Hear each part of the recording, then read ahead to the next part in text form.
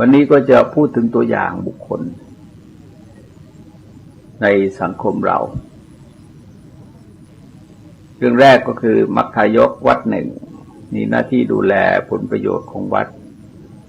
ในตอนต้นก็ได้เก็บเงินทองไว้ด้วยความเรียบร้อยนำผลประโยชน์นำดอกผลต่างๆจากเงินทองเหล่านั้นมาสมทบเข้ากับเงินของวัดต่อมาเมื่อจำนวนเงินเพิ่มขึ้นได้นำไปออกดอกให้คนอื่นเขากู้เมื่อกู้แล้วแทนที่จะเอาดอกผลถวายวัดก็ใช้สอยเสียเองทำให้ความเป็นอยู่ดีขึ้นซื้อง่ายขายคล่องขึ้นจึงมีความโลภต่อไปจนถึงเอาเงินต้นของวัดมาจ่ายต่อมาไม่นานความวิบัติได้เกิดขึ้นภายในบ้านปัญญาได้ตายไปลูกชายถูกฟ้าผ่าตายลูกสาวหนีตามผู้ชายไปตัวเองเกิดความเศร้าโศกเสียใจจนล้มเจ็บขาดสติสัมปชัญญะเมื่อไม่มีใครเลี้ยงดูทางวัดก็นำไปเลี้ยงดูไว้ที่ศาลาท่านผู้นี้หลงเลอะเลือนจนขนาดว่ากินอุจจาระของตัวเองตัวกลางคืนก็มีเสียงร้องโหยหวนอย่างน่ากลัวเป็นเช่นนี้อยู่เป็นเวลานานในที่สุดก็ตายไปด้วยความไร้ญาติขาดมิตรหญิงชาวนาผู้หนึ่งเมื่อทำนาต้องการจะขายข้าวก็ไปขอข้าวรีบจาก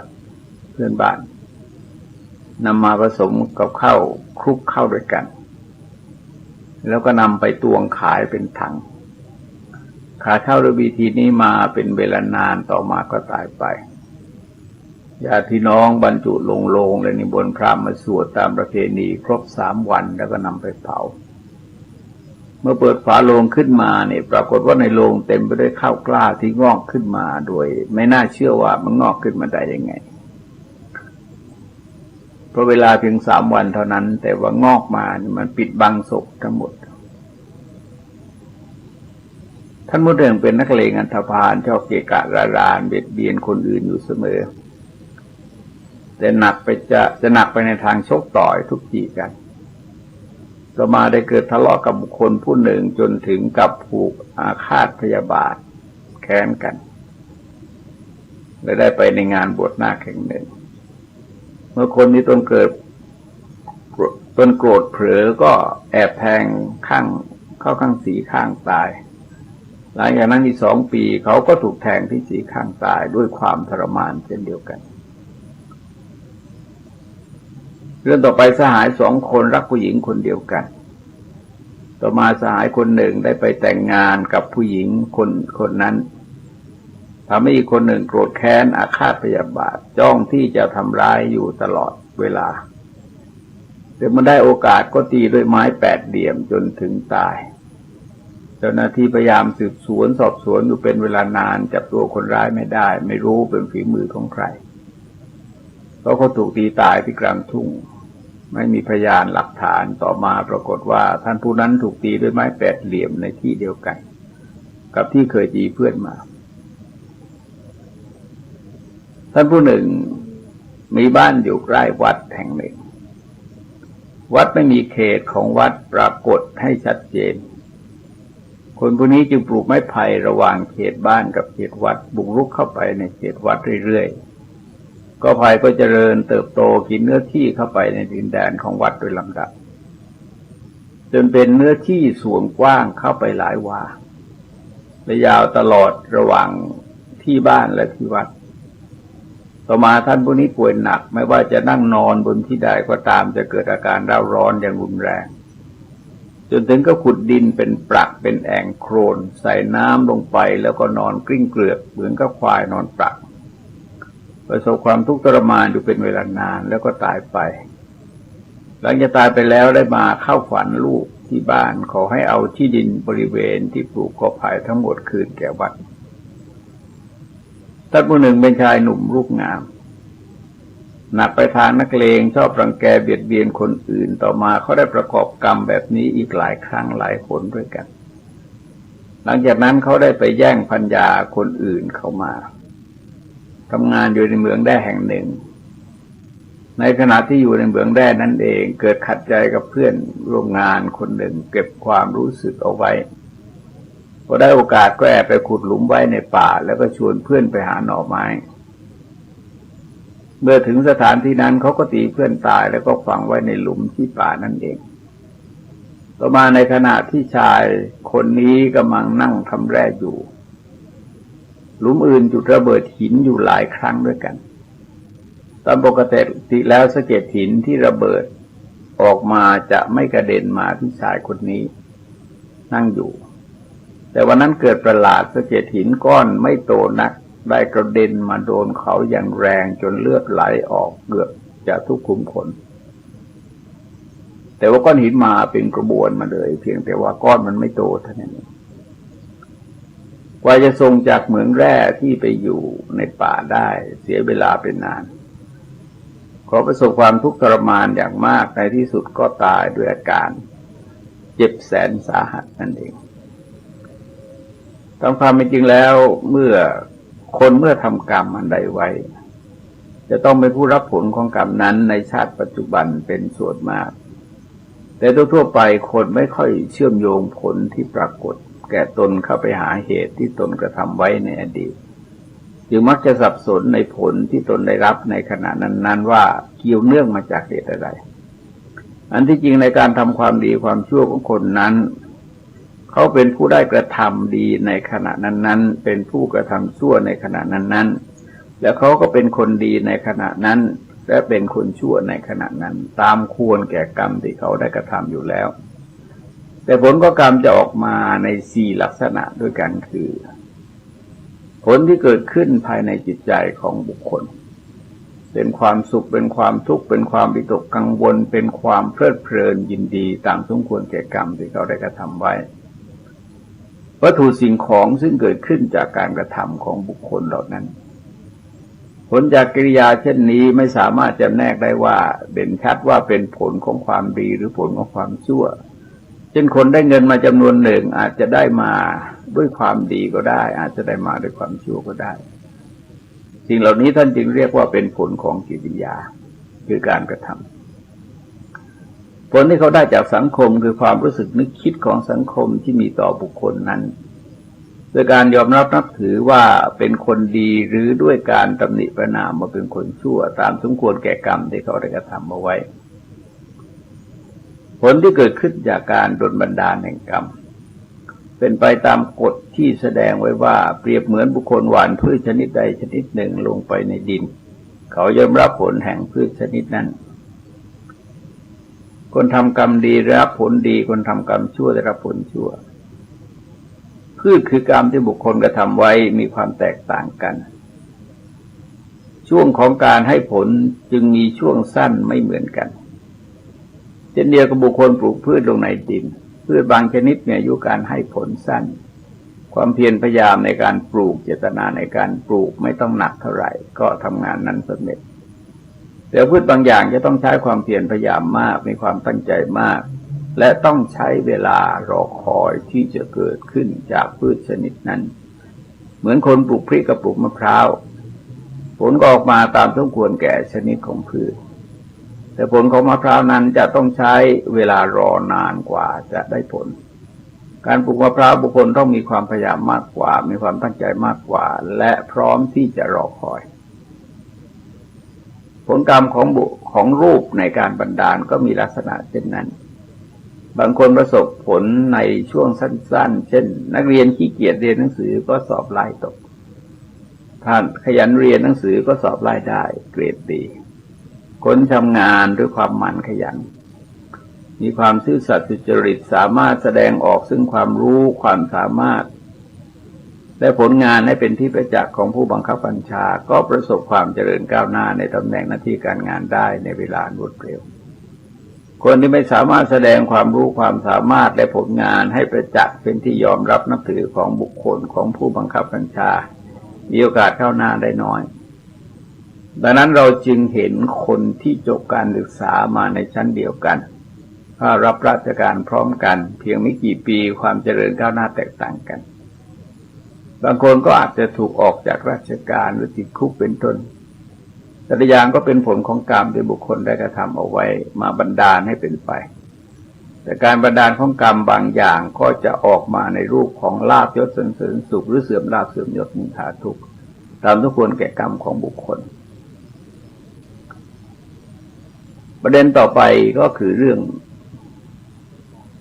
ของกรรม12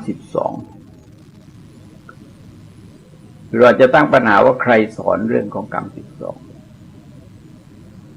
กรรม12คืออะไรบ้างมีคนกล่าวกันว่าเป็นคำสอนของพระอาจารย์รุ่นหลังมีข้อเท็จจริงเป็นอย่างไรขอยกตัวอย่างจากคัมภีร์ในพระพุทธศาสนามาเทียบเคียงด้วยอันที่จริงผลงานที่ปรากฏในคัมภีร์รุ่นหลังที่ท่านเรียงตามลำดับการว่าอัตถกถาดีกานุดีกาโยชนากันถีปกรณ์ต่างๆเป็นต้นนั้น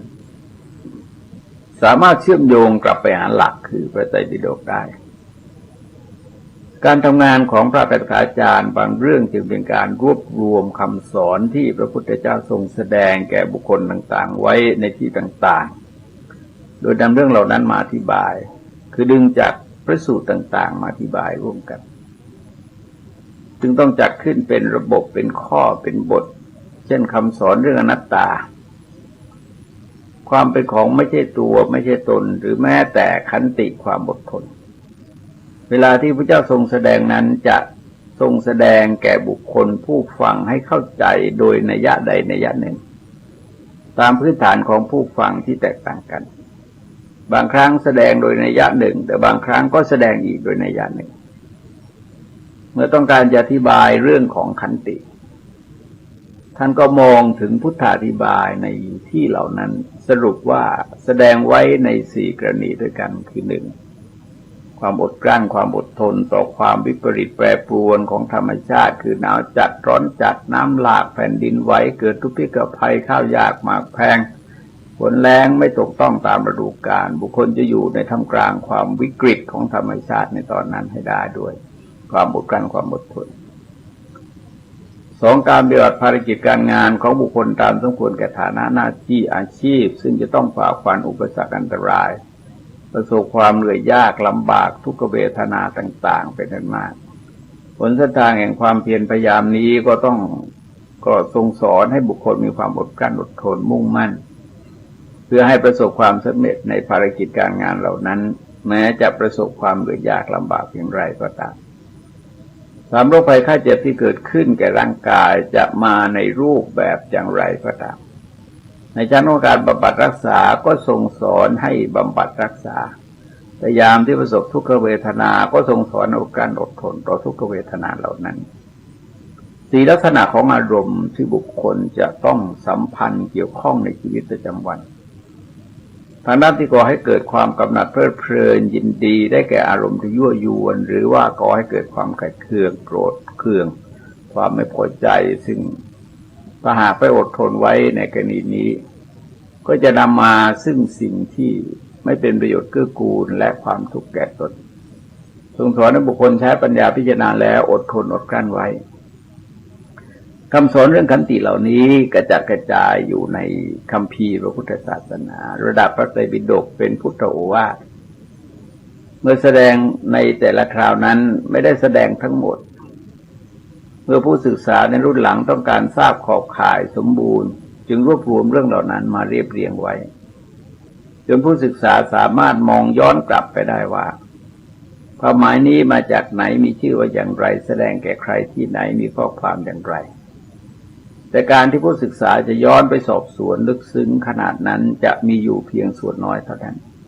ดังนั้นท่านจึงสรุปรวมไว้ในที่หนึ่งเรื่องของกรรมก็เช่นเดียวกันเป็นโวหารเทศนาซึ่งพระพุทธเจ้าผู้ฉลาดในการเทศทรงแสดงธรรมะที่หลากหลายไปด้วยโวหารและอนุโลมเทศนา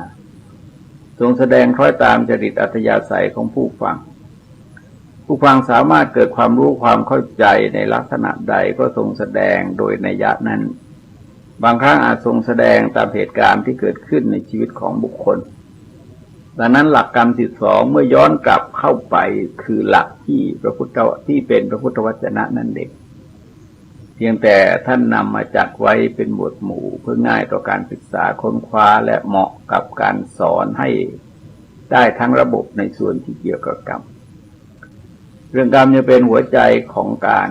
ปฏิบัติธรรมะระดับที่เรียกว่าวัตตกามิกุศลดังกล่าวเพราะฉะนั้น พระพุทธเจ้าจึงมีคำสอนระดับให้บุคคลพิจารณาเรียกว่าอภินหปัจจเวกขณะบ้างทัสสะอภินหปัจจเวกขณะบ้างแต่ใช้ข้อความในทำนองเดียวกันเพราะอะไรเพราะเรื่องกรรมนั้นเป็นเรื่องอจินไตยความรู้ความเข้าใจในเรื่องกรรมมันท่องแท้ต้องอาศัยญาณไม่ใช่เป็นเรื่องปริยัติเพียงอย่างเดียวการสาธยายอยู่บ่อยๆนึกคิดวินิจฉัยอยู่บ่อยๆติดตามให้อย่างรู้กระบวนการของกรรมโดยของแท้และจะปักใจยอมรับได้ตามสมควรแก่กรณีเรื่องสำคัญที่เกี่ยวกับกรรมในพระสูตรนั้นที่จริงก็มีอยู่เป็นอันมากโดยเฉพาะอย่างยิ่งในจุลกรรมวิภังคสูตรมัชฌิมนิกายอุปริปันธาพระผู้มีพระภาคทรงแสดงผลของกรรมทางด้านดีและด้านไม่ดีที่มีความหนักเบาแตกต่างกันและผลกรรมเหล่านั้นต่อเนื่องกันมาถึงคนที่เราเกิดมาแตกต่างกันในด้านต่างๆซึ่งน่าจะศึกษาพิจารณาจากพระสูตรนี้เป็นหลักเมื่อพระผู้มีพระภาคเจ้าประทับอยู่ที่พระเชตวันสุภมานพบุตรโตเทยพราหมณ์ได้เข้าไปเฝ้าแล้วก็กราบทูลถามถึงเหตุปัจจัยที่ทำให้มนุษย์เกิดมามีความเลวและประณีตแตกต่างกันตัวอย่างบางคนมีอายุสั้นบางคนมีอายุยืนมีโรคมากมีโรคน้อยมีผิวพรรณทรามมีผิวพรรณไม่ทรามมีศักดาน้อยมีศักดามากมีโภคะน้อยมีโภคะมากเกิดในสกุลต่ำเกิดในสกุลสูงไร้ปัญญามีปัญญาว่าข้าแต่พระโคดมผู้เจริญอะไรเป็นเหตุเป็นปัจจัยให้พวกมนุษย์เกิดเป็นมนุษย์อยู่ปรากฏความเลวและความประณีตแตกต่างกันพระผู้มีพระภาครับสั่งว่าดูก่อนมนุษย์สัตว์ทั้งหลายมีกรรมเป็นของตนเป็นทายาทของกรรมมีกรรมเป็นกำเนิดมีกรรมเป็นเผ่าพันธุ์มีกรรมเป็นที่พึ่งอาศัยกรรมย่อมจำแนกสัตว์ให้เลวและประณีตแตกต่างกันสุภาพมนุษย์ไม่สามารถเข้าใจได้จึงกราบทูลอาราธนาให้ทรงอธิบายโดยพิสดารพระพุทธเจ้ารับสั่งว่าดูก่อนมนุษย์บุคคลบางคนในโลกนี้เป็นสตรีก็ตามเป็นบุรุษก็ตามเป็นผู้มักทำสัตว์มีชีวิตให้ตกล่วงไปเป็นคนเหี้ยมโหดมีมือเปื้อนเลือดหมกมุ่นในการประหารไม่เอ็นดูเหล่าสัตว์มีชีวิตก็ตายไปจะเข้าถึงอบายทุกติวินิบาตนรกเพราะกรรมนั้นหากตายไปยังไม่เข้าถึงอบายเกิดมาก็จะเป็นคนมีอายุสั้นคนที่เกิดมามีอายุสั้นเพราะผลแห่งปาณาติบาตส่วนบุคคลที่งดเว้นจากปาณาติบาตก็จะเป็นไปตามที่รับสั่งไว้ว่าบุคคลบางคนในโลกนี้จะเป็นสตรีก็ตามบุรุษก็ตามละปาณาติบาตแล้วเป็นผู้เว้นขาดจากปาณาติบาตวางอัจฉาวางศาสตราได้มีความละอายมีความเอ็นดูอนุเคราะห์ด้วยความเกื้อกูลในสรรพสัตว์ก็ตายไปจะเข้าถึงสุคติโลกสวรรค์เพราะกรรมนั้นเขาให้พรั่งพร้อมสมาทานไว้อย่างนี้ถ้าตายไปไม่เข้าถึงสุคติโลกสวรรค์ถ้าเป็นมนุษย์เกิดในที่ใดๆในภายหลังก็จะเป็นผู้มีอายุยืนดูก่อนมนุษย์ปฏิปทาเป็นไปเพื่ออายุยืนนี้คือละปาณาติบาตเว้นขาดจากปาณาติบาตวางอัจฉาวางศาสตราไว้มีความละอายมีความเอ็นดูอนุเคราะห์ด้วยความเกื้อกูลในสรรพสัตว์ได้และพูดอยู่ดูก่อนมนุษย์บุคคลบางคนในโลกนี้จะเป็นสตรีก็ตามบุรุษก็ตามเป็นผู้มีปกติเบียดเบียนสัตว์ด้วยฝ่ามือหรือก้อนดินหรือท่อนไม้หรือศาสตราก็ตายไปจะเข้าถึงอบายทุกติวินิบาตนรกเพราะกรรมนั้นเขาให้พรั่งพร้อมสมาทานไว้อย่างนี้หากตายไปไม่เข้าถึงอบายทุกติวินิบาตนรกต่อมาเกิดเป็นมนุษย์ในที่ใดๆในภายหลังก็จะเป็นผู้มีโรคมากดูก่อนมนุษย์ปฏิปทาเพื่อความมีโรคมากนี้คือเป็นผู้มีปกติเบียดเบียนสัตว์ด้วยฝ่ามือด้วยก้อนดินด้วยท่อนไม้หรือด้วยศาสตราเป็นต้นดูก่อนมนุษย์บุคคลบางคนในโลกนี้จะเป็นสตรีก็ตามบุรุษก็ตามเป็นผู้มีปกติไม่เบียดเบียนสัตว์ด้วยฝ่ามือหรือด้วยก้อนดินหรือด้วยท่อนไม้หรือด้วยศาสตราเขาตายไปจะเข้าถึงสุคติโลกสวรรค์เพราะกรรมนั้นเขาให้พรั่งพร้อมสมาทานไว้อย่างนี้หากตายไปไม่เข้าถึงสุคติโลกสวรรค์ถ้าเกิดมาเป็นมนุษย์ในที่ใดๆในภายหลังจะเป็นคนมีโรคน้อย ทุกรมนุษย์ปฏิปทานเป็นไปเพื่อความมีโรคน้อยนี้คือเป็นผู้มีปกติไม่เบียดเบียนสัตว์ด้วยฝ่ามือด้วยก้อนดินด้วยท่อนไม้หรือด้วยสัตว์ ทุกคนมนุษย์บุคคลบางคนในโลกนี้จะเป็นสตรีก็ตามบุรุษก็ตามเป็นคนมักโกรธมากโดยความแค้นเคืองถูกเขาว่าเล็กน้อยก็ขัดใจโกรธเคืองพยาบาทมาร้ายทำความโกรธความร้ายความเคร่งเครียดให้เกิดให้ปรากฏก็ตายไปจะเข้าถึงอบายทุกติวินิบาตนรกเพราะกรรมนั้นอันเขาให้พรั่งพร้อมสมาทานไว้อย่างนี้ตายไปไม่เข้าถึงอบายทุกติวินิบาตนรกถ้าเกิดมาเป็นมนุษย์ในที่ใดๆในภายหลังจะเป็นผู้มีผิวพรรณสามดูก่อนมนุษย์ปฏิปทาเป็นไปเพื่อมีผิวพรรณสามนี้คือความเป็นคนมักโกรธมากโดยความแค้นเคืองถูกเขาว่าเพียงเล็กน้อยก็ขัดใจโกรธเคืองพยาบาทมาร้ายทำความโกรธความร้ายและความเคร่งเครียดให้ปรากฏทุกคนมนุษย์บุคคลบางคนในโลกนี้จะเป็นสตรีก็ตามบุรุษก็ตามเป็นคนไม่มักโกรธไม่มากโดยความแค้นเคืองถูกเขาว่ามากก็ไม่ขัดใจไม่โกรธเคืองไม่พยาบาทไม่มาดร้ายแสดงอาการเคร่งเครียดให้ปรากฏเขาตายไปจะเข้าถึงสุคติโลกสวรรค์เพราะกรรมนั้นอันเขาให้พรั่งพร้อมแล้วสมาทานไว้อย่างนี้หากตายไปไม่เข้าถึงสุคติโลกสวรรค์ถ้ามาเป็นมนุษย์เกิดในที่ใดๆในภายหลังก็จะเป็นคนมีผิวพรรณผ่องใสดูก่อนมนุษย์ปฏิปทาเป็นไปเพื่อความเป็นคนน่าเลื่อมใสนี้คือเป็นคนไม่มักโกรธ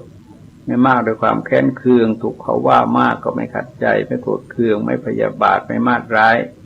ไม่แสดงความโกรธความร้ายความเคร่งเครียดให้ปรากฏดูก่อนมนุษย์บุคคลบางคนในโลกนี้จะเป็นสตรีก็ตามบุรุษก็ตามมีใจริษยาย่อมริษยามุ่งร้ายผูกใจริษยาในลาภสักการะความเคารพนับถือการไหว้การบูชาของผู้อื่นเขาตายไปจะเข้าถึงอบายทุกติวินิบาตนรกเพราะกรรมนั้นอันเขาให้พรั่งพร้อม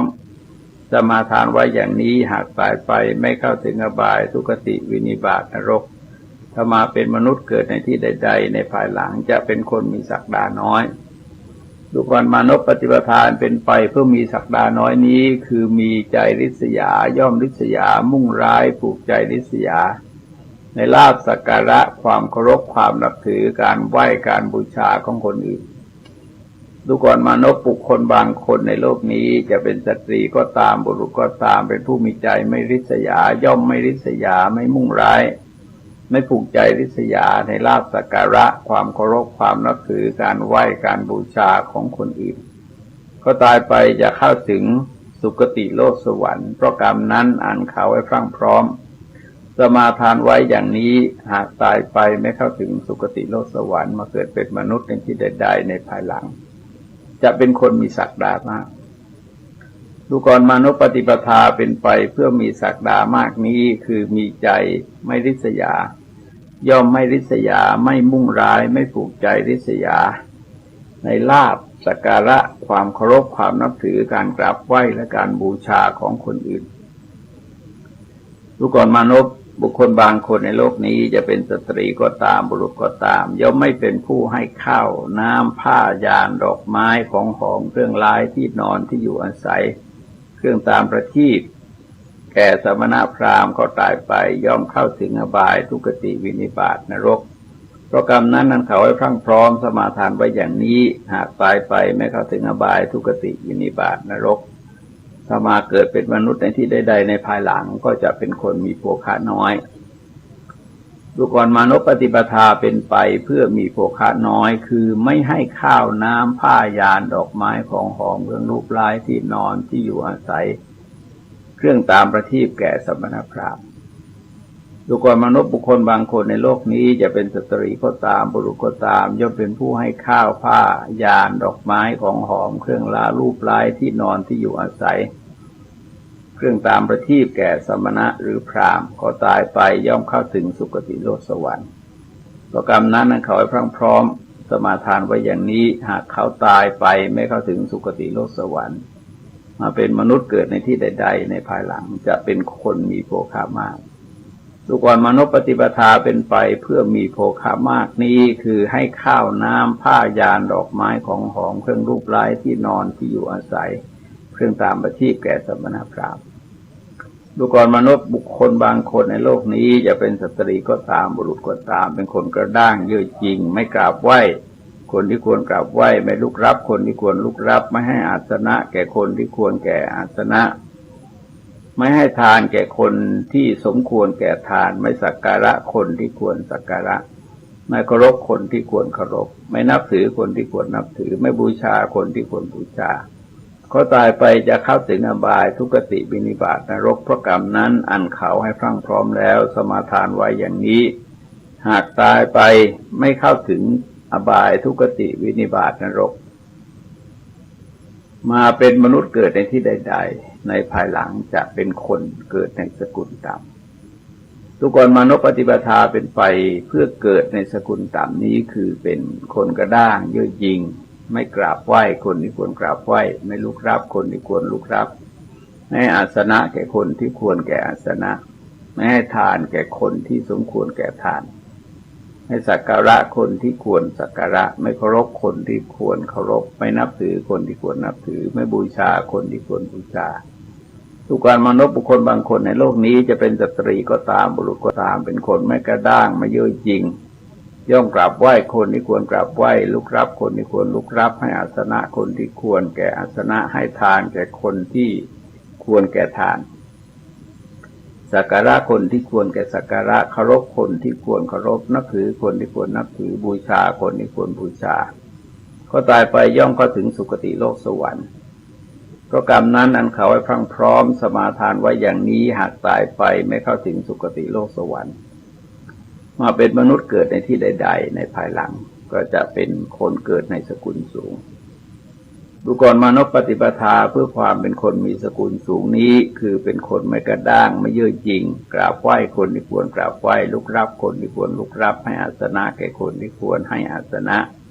ให้ทานแก่คนที่ควรให้ทานสักการะคนที่ควรสักการะเคารพคนที่ควรเคารพนับถือคนที่ควรนับถือบูชาคนที่ควรบูชาทุกคนมนุษย์บุคคลบางคนในโลกนี้จะเป็นสตรีก็ตามบุรุษก็ตามย่อมไม่เป็นผู้เข้าหาสมณพราหมณ์แล้วสอบถามว่าอะไรเป็นอกุศลอะไรเป็นกุศลอะไรมีโทษอะไรไม่มีโทษอะไรไม่ควรเสพอะไรควรเสพอะไรเมื่อทำย่อมเป็นไปเพื่อไม่เกื้อกูลเพื่อทุกข์สิ้นกาลนานหรือว่าอะไรเมื่อทำย่อมเป็นไปเพื่อเกื้อกูลเพื่อความสุขสิ้นกาลนานเขาตายไปแล้วย่อมเข้าถึงอบายทุกติวินิบาตนรกเพราะกรรมนั้นอันเขาให้พรั่งพร้อมสมาทานไว้อย่างนี้หากตายไปไม่เข้าถึงอบายทุกติวินิบาตนรกถ้าเป็นมนุษย์เกิดในที่ใดๆในภายหลังจะเป็นคนมีปัญญาสามทุกคนมนุษย์ปฏิปทาเป็นไปเพื่อมีปัญญาสามนี้คือความไม่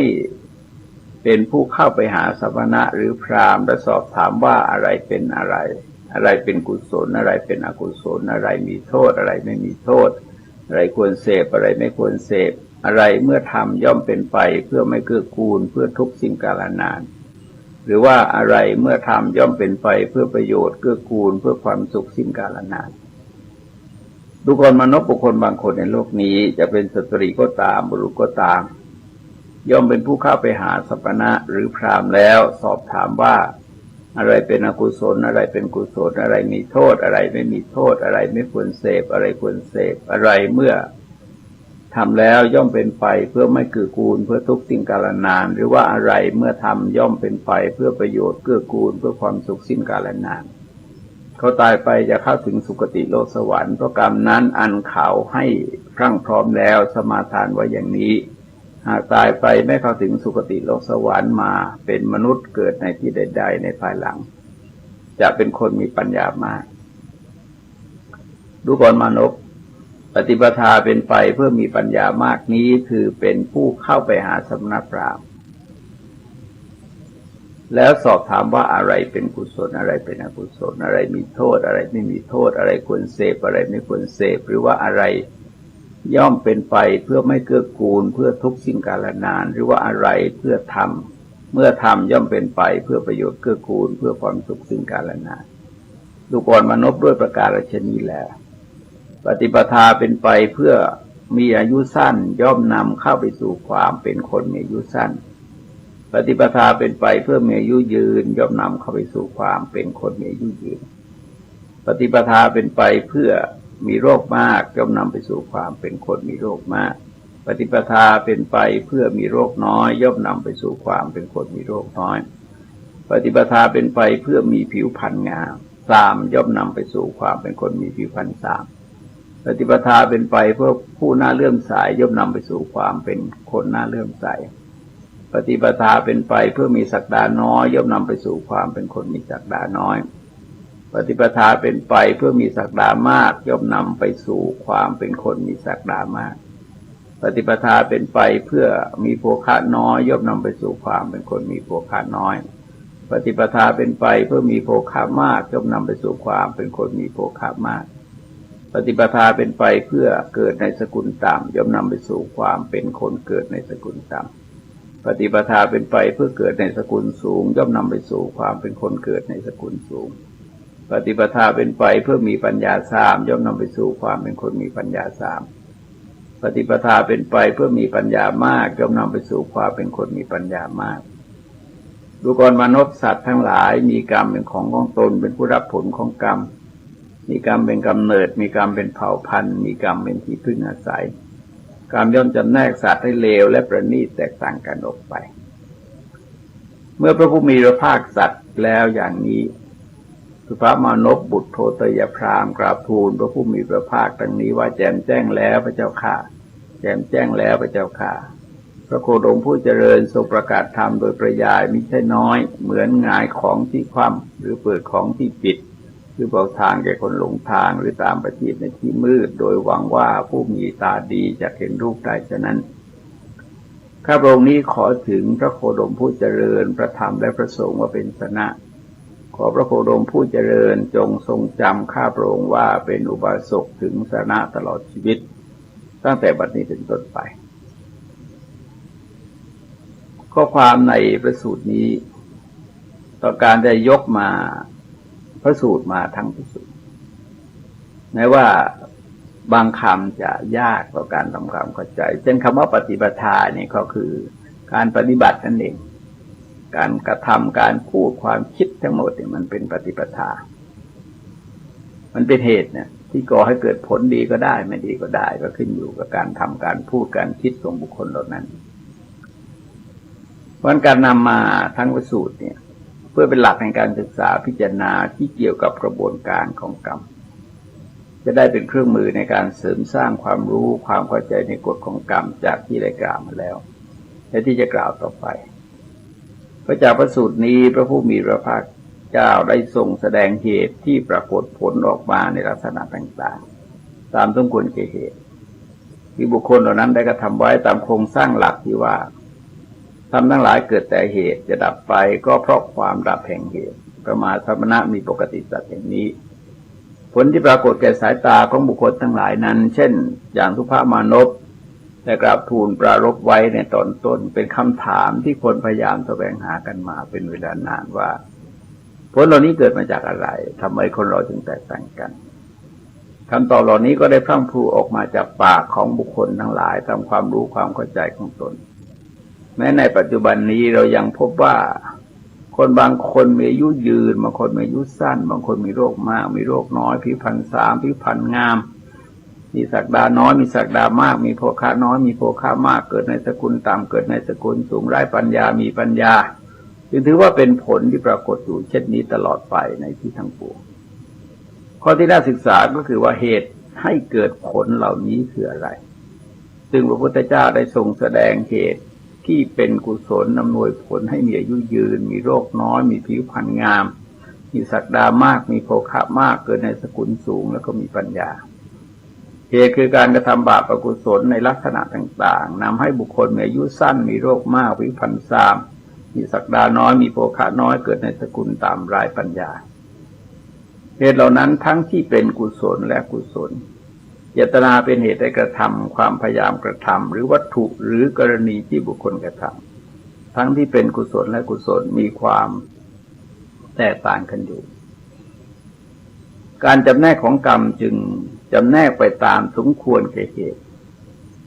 เช่นทำบาปทำอกุศลไว้มากก็ทรงแสดงไว้ถึง3 สถานะในครั้งแรกก็จะตกนรกก็มีแตกต่างกันคือนิรยะนรกติรฉานโยนิกำเนิดติรฉานปิติวิสยภูมิแห่งเปรตอสุรกายพวกอสุรกายทรงใช้คำว่าทุกติวินิบาตนรกอสุรกายซึ่งอบายทั้ง4ประการนั้นเป็นภพภูมิที่สร้างความเดือดร้อนให้แก่ผู้ที่เกิดในที่นั้นเมื่อเทียบเคียงกันในกลุ่มของเขานรกหนักที่สุดติรฉานรองลงมาเปรตอสุรกายก็รองลงมาอีกแสดงว่าแม้การเกิดในอบายเองก็อาศัยการจำแนกของกรรมที่มีความหยาบกลางละเอียดแตกต่างกันบุคคลที่กระทำอกุศลกรรมนั้นเองไม่หนักไม่รุนแรงแต่ก็อำนวยผลให้บุคคลเหล่านั้นเกิดมามีอายุสั้นมากหรือสั้นน้อยมีโรคมาก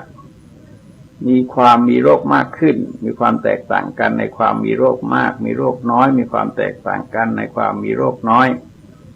แต่ละอย่างเป็นการจำแนกของกรรมคือการประพฤติกระทำเช่นนั้นของบุคคลทั้งหลายแม้ในปัจจุบันเป็นบุคคลฆ่าคนฆ่าสัตว์ในปัจจุบันก็เป็นเหตุให้อายุสั้นในชาติปัจจุบัน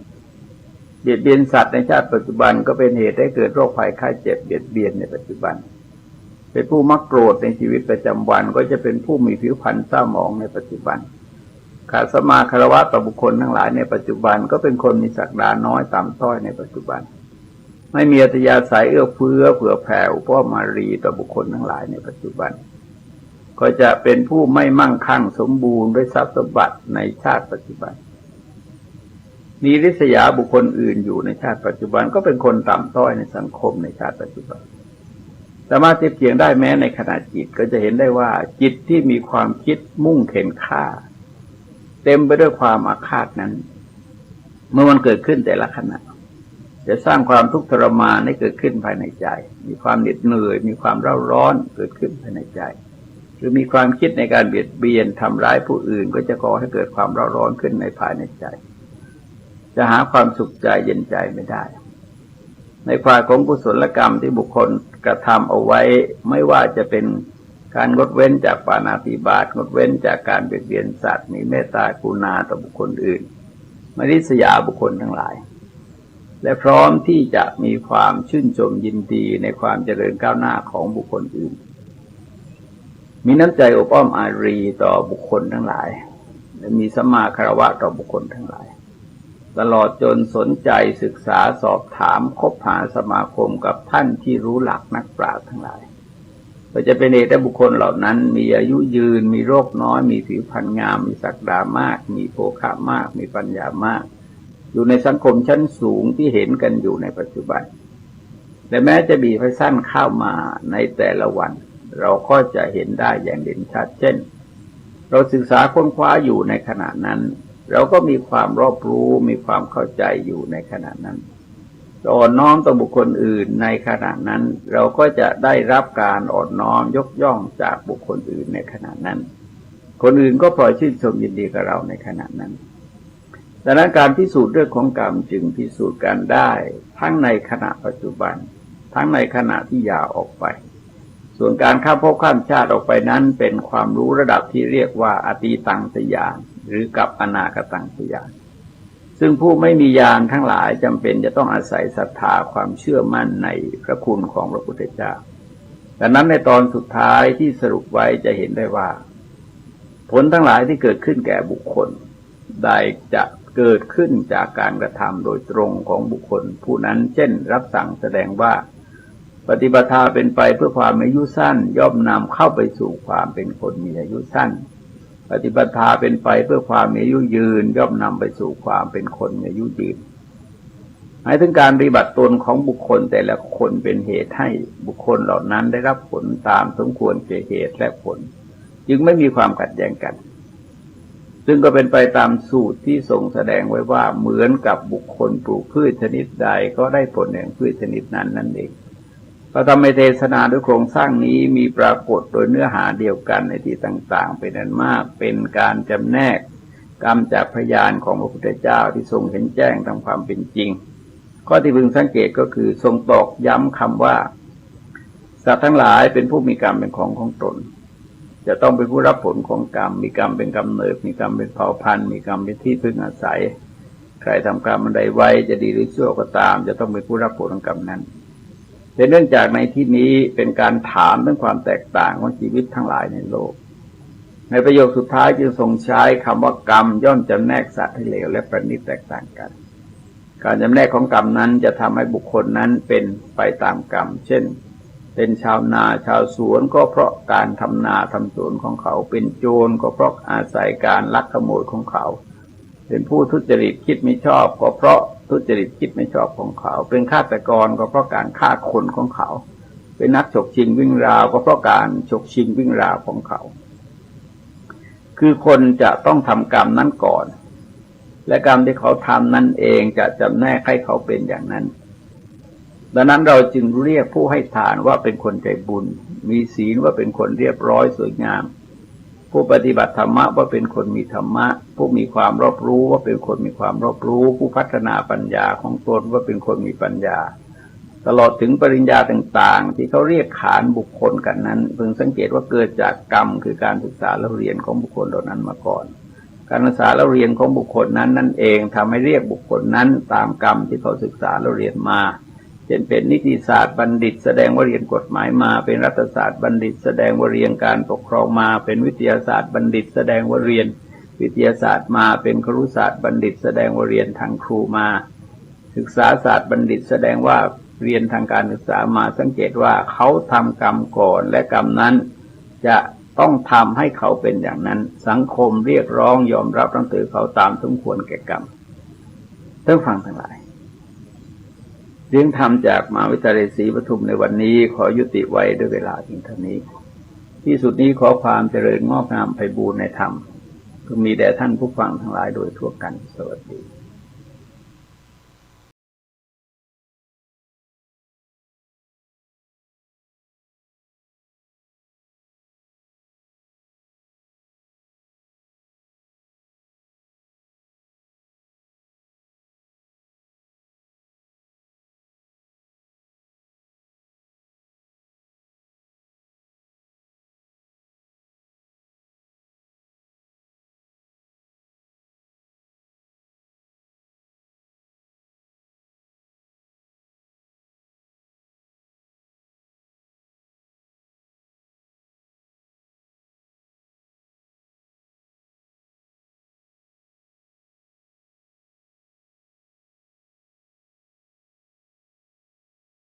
สมเด็จพระวชิรเกล้าเจ้าอยู่หัวทรงมีอนุสรณ์คำหนึ่งถึงพระมหากรุณาธิคุณอันดีแห่งองค์พระบรมศาสดาสมเด็จพระพุทธองค์ในพระราชฐานะพุทธมามกะทรงเป็นพระอัครองค์ ศาสนูปถัมภกได้ทรงบำเพ็ญพระราชกรณียกิจน้อยใหญ่ป้องปกเพื่อทรงทำนุบำรุงพระพุทธศาสนาอันมีพระทันคำสอนรุ่งเรืองเป็นการพดุงให้ดำรงคงอยู่นานขอถวายความนอบน้อม แด่พระรัตนตรัยอันมีพระพุทธเจ้าเป็นต้นขอถวายความเคารพพระมหาเถระพระเถรานุเถระเจ้าคณะพระสังฆาธิการทั่วโลกอันมีพระเดชพระคุณพระธรรมเสนาบดีรองเจ้าคณะภาค7วัดพระธาตุดอยสุเทพเป็นต้น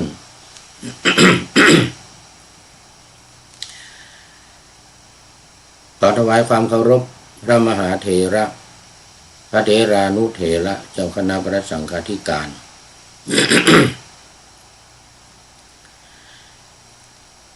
ในประเทศเยอรมนี อันมีท่านประธานสมัชชาสงฆ์ยุโรปและประธานสมัชชาในเยอรมนีเป็นต้น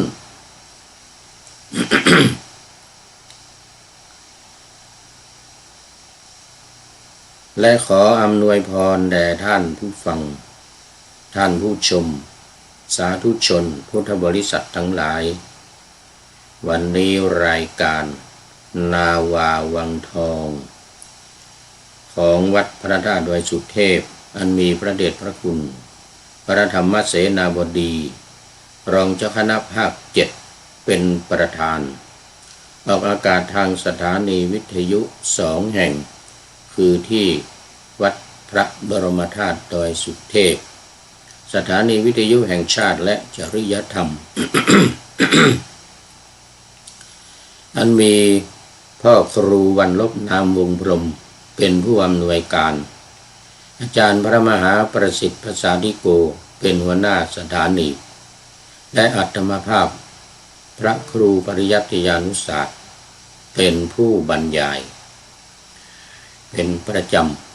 ำเวลา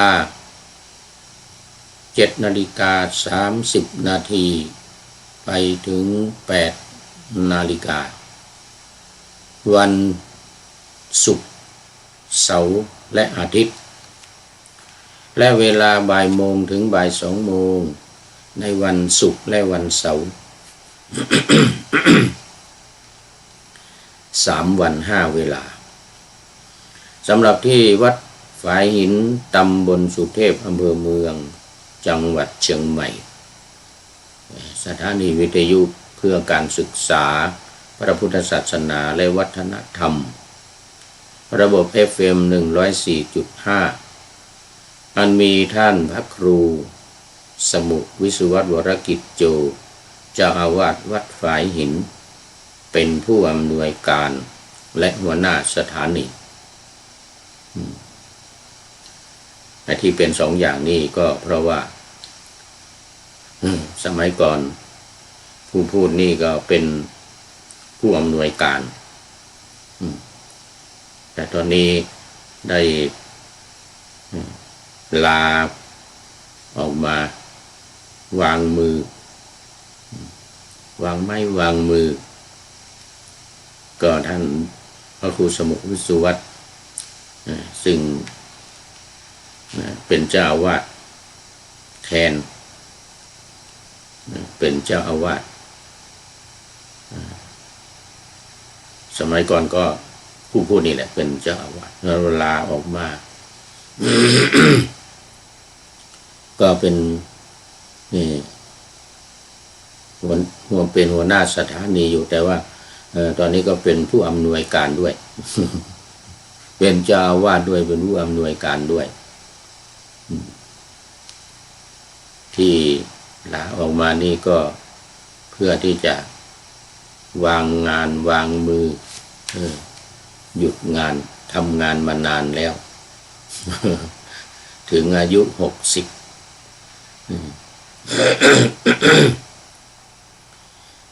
ก็ลาออก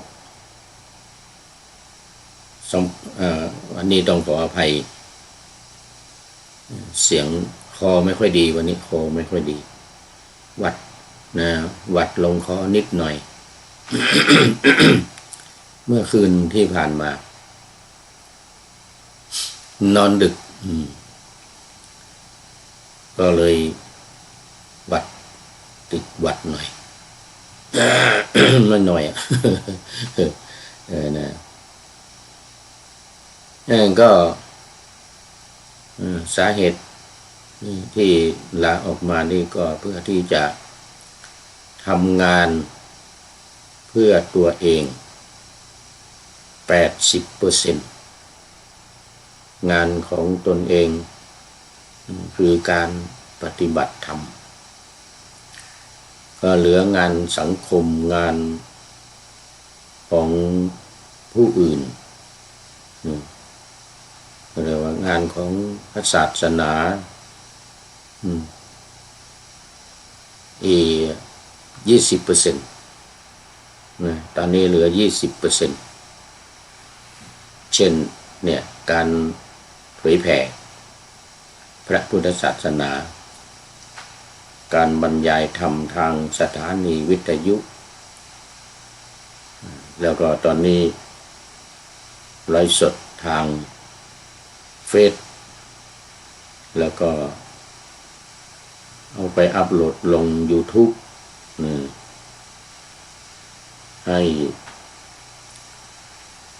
คนทั้งหลายในโลกได้รับฟังพระธรรมคำสอนของ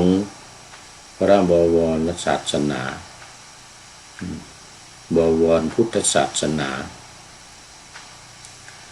หรือขององค์สมเด็จพระสัมมาสัมพุทธเจ้า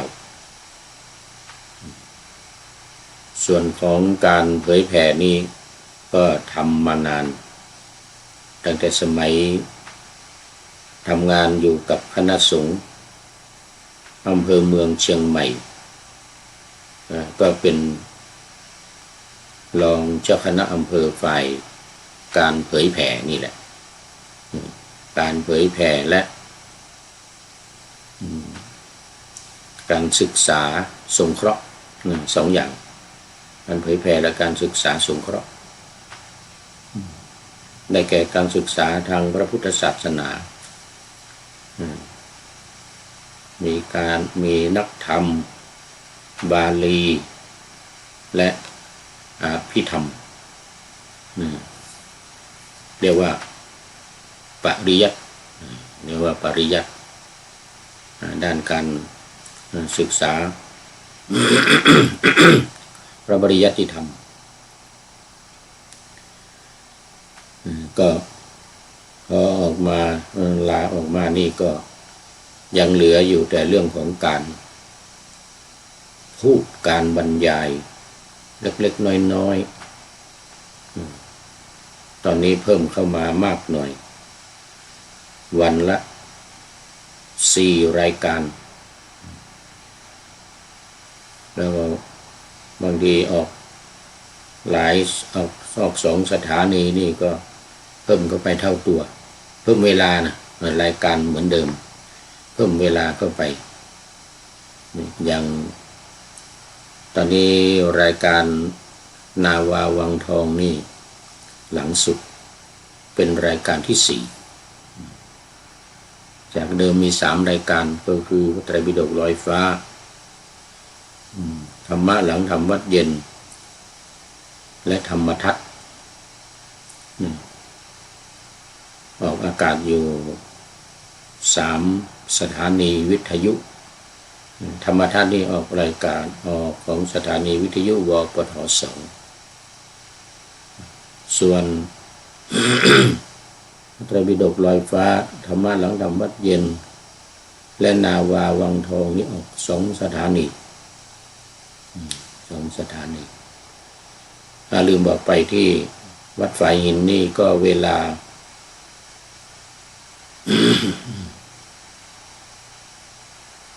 18 นาฬิกาถึง 19 นาฬิกาในวันพุธวันเดียวเวลา 14 นาฬิกาถึง 15 นาฬิกาวันศุกร์กับวันเสาร์และ 15 นาฬิกาถึง 16 นาฬิกาวันอาทิตย์นี่ก็2 สถานีนี่ก็ป่าเข้าไปวันละ3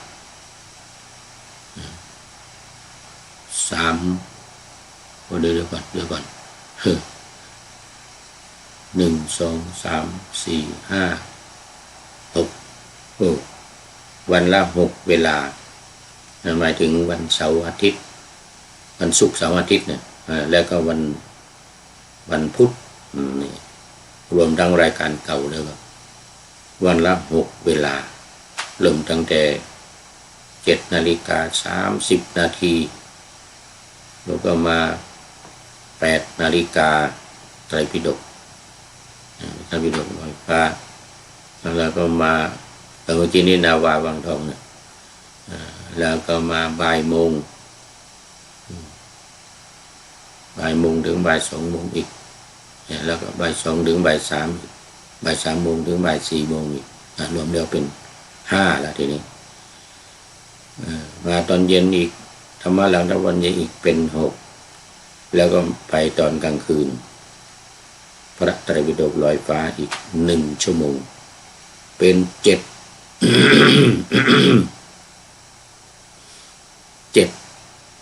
เวลา6 ชั่วโมงกับ30 นาทีต่อวันเนี่ยต่อวันตอนนี้ก็ต้อนรับคุณโยมท่านหนุ่มเคารพรักเอามาแล้วเป็นท่านแรกวันนี้โมทนากราบนมัสการครับสาธุจากอ่างทองตอนนี้ไม่ทราบว่าเป็นยังไงเนาะอ่างทองนี่ร้อนหนาวเย็นยังไงรายงานมาหน่อย ที่นี่ดีหน่อยนะว่าวันนี้ดีหน่อย6 องศาท้องฟ้าแจ่มใสเตือนสำหรับพายุลมแรงโอ้นี่แสงแดดออกมองออกไปข้างนอก แสงแดดออกจ้าเลยท้องฟ้าแจ่มใส ไม่มีเมฆไม่มีอะไรแต่ลมแรงสังเกตดูลมนี่พัดต้นไม้ใบไม้ยอดไม้นี่ปลิวสวัยเลยเหมือนชื่อของผู้พูดเลยนี่ต้นไม้ตอนนี้ เหมือนชื่อของผู้พูดเลยถูกลมพัดวันไหวไปมาปลิวไปมาลมแรงมากข้างนอกลมแรงมากบอกว่าสบายครับว่างั้นนะ คุณโยมมโนบอกว่าสบายครับว่างั้นนะหลายท่านก็คงสบายกันดีหมดดีใจดีใจเป็นอย่างยิ่งคิดถึงโยมปูเนาะโยมปูก็มาจากไปเสียแล้ว ทุกทีก็จะเข้ามาในรายการบ้างมาทางไลน์บ้างโยมปูนิ่มเอาละตอนนี้ถึงเวลาแล้วต้องเข้าสู่รายธรรมะในรายการนี่วิหารไลน์มา15 นาทีครับคิดถึงเหมือนกันนะสาธุวันก่อนบอกว่ารออยู่ที่บ้านทุกท่านทุกรูปทุกคนรอให้กลับเมืองไทยแล้วเดี๋ยวจะได้ไปแวะเยี่ยมโมทนาวันนี้ก็ป่าหน้าธรรมะไว้เป็นคำนำก่อนรายการวันนี้เข้ามาถึงแนวทางปฏิบัติธรรมนาวาวังวันนี้มันมาตรงเข้ามาในรายการนะแต่วันอื่นๆนี่อ้อมเรื่องนั้นเรื่องนี้อริยสัจภาวนาบ้างทางอะไรหลักการชาวพุทธบ้างอะไรนะวันนี้เข้ามาตรงตามโครงการปูทางสู่ธรรมนาวาวังธรรมนาวาวังนี่ก็เป็นของพระราชวังเป็นหลักคำสอนที่มีคุณค่าหากอยู่ภายนอกตัวบุคคลก็เป็นเพียงเรื่องเล่าเท่านั้น แต่หากได้เข้าไปอยู่ในใจของบุคคลก็จะทำให้เกิดคุณค่าทางจิตใจขึ้นมาอย่างคาดไม่ถึงเหมือนกันอันนี้ท่านอาจารย์ต้น ท่านเจ้าคุณต้นบอกว่าถ้าอยู่ภายนอกก็เหมือนกับเป็นเรื่องเล่ากันธรรมดาแต่ถ้าอยู่ในใจมีการปฏิบัติอยู่ในใจก็เหมือนกับว่ามีคุณค่าขึ้นมาอย่างคาดไม่ถึงนะท่านเจ้าคุณต้นเลยท่านอาจารย์ทวีวัฒน์จารุวรรณโนเจ้าสำนักศึกษาธรรมเจ้าสำนักศึกษาธรรม ดอยธรรมนาวาจังหวัดเชียงรายว่าไว้ในหนังสือธรรมนาวาวังแล้วก็ป่าหน้าวันนี้เป็นคำนำของหนังสือเล่มนี้คือธรรมนาวาวังเป็นคำนำของพระที่นั่งอัมพรสถาน4 พฤษภาคมพุทธศักราช 2567 4 พฤษภาคมพุทธศักราช 2517 ใจความย่อๆว่าพระบาทสมเด็จพระวชิรเกล้าเจ้าอยู่หัวทรงมีอนุสรณ์คำหนึ่งถึงพระมหากรุณาธิคุณอันดีแห่งองค์พระบรมศาสดาสมเด็จพระพุทธองค์ในพระราชฐานะพุทธมามกะทรงเป็นพระอัครองค์ศาสนูปถัมภกวันนี้บทประพันธ์ลงคำตายเป็นส่วนใหญ่ เป็นลงคำตายเป็นส่วนใหญ่มีบทสุดท้ายหน่อยเป็นสามัญนอกนั้นเป็นเสียงคำตายหมดอย่างมักอย่างนี้แล้วก็มีองค์อย่างมีพุทธองค์อีกหน่อยมีพุทธองค์แล้วก็มีอะไรมีบำรุงแล้วก็มี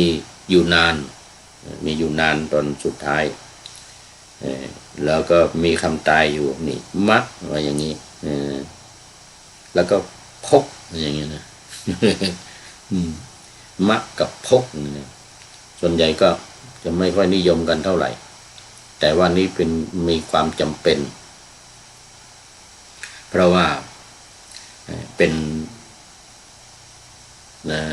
พระนามของพระบาทสมเด็จพระเจ้าอยู่หัวซึ่งมันมีคำตายอยู่เยอะเป็นสระเสียงสั้นอยู่เยอะอยู่เยอะพอเวลามาเขียนบทประพันธ์นี้ก็จำเป็นต้องลงเสียงสั้นแล้วก็ลงที่คำตาย ปกอย่างเงี้ยนะพกอุปธรรมพก อุปธรรมพก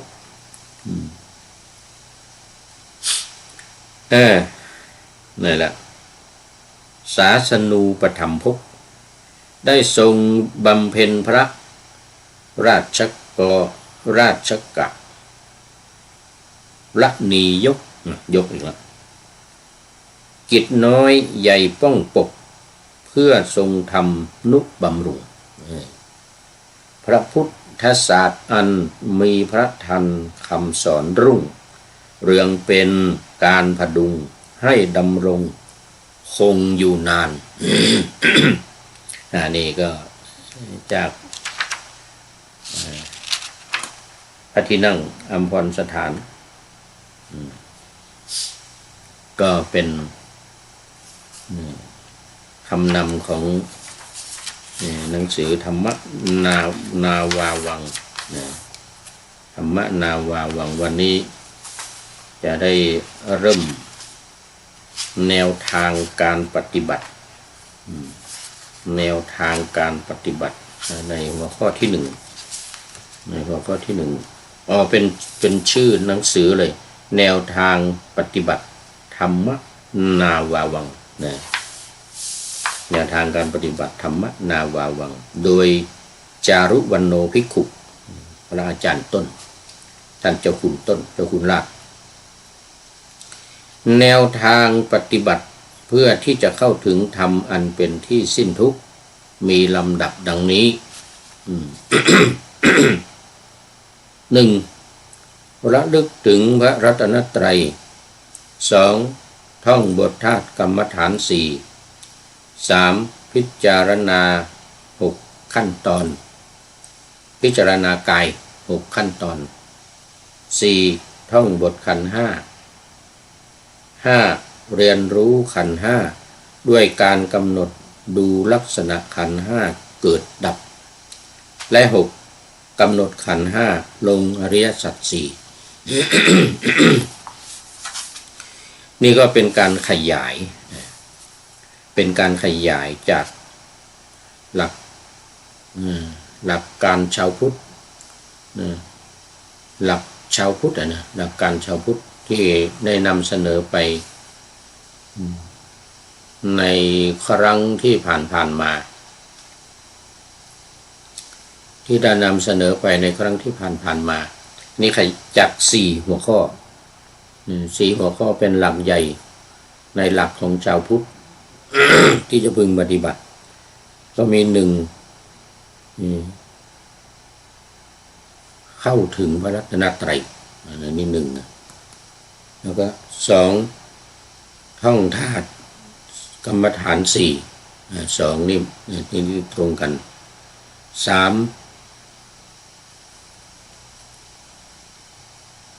มันนั่นเป็น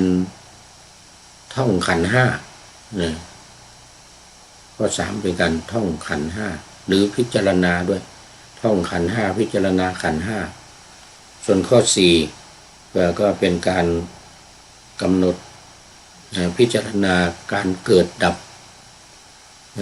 ขันธ์ 5ผ่านอริยสัจ 4 เสียง โอ้โหวันนี้ต้องขออภัยเป็นอย่างยิ่งเสียงไม่ค่อยออก ขอ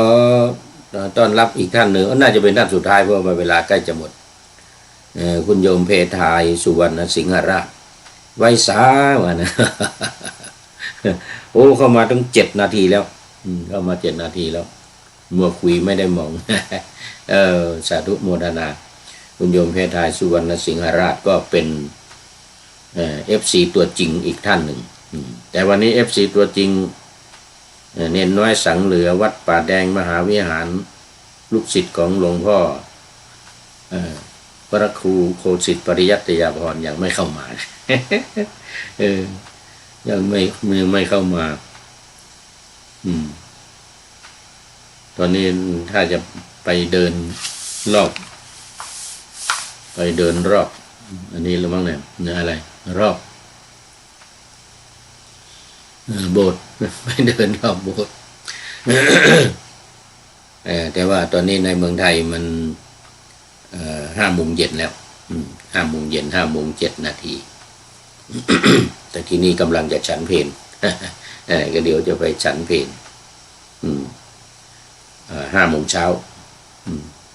11 นาฬิกา5 โมงเช้าแล้วนะก็สรุปก็คือว่าวันนี้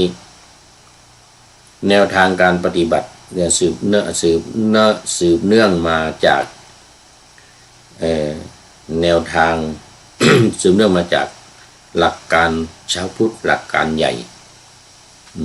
4 หัวข้อมาขยายเป็น6ข้อ 1 ข้อ 2ตรงกัน มามีข้อ 4มาเป็นข้อ 3มาเป็นข้อ 4ที่นี่แล้วก็ข้อ 5ข้อ 4ที่โน่นมาเป็นข้อ 5กับข้อ 6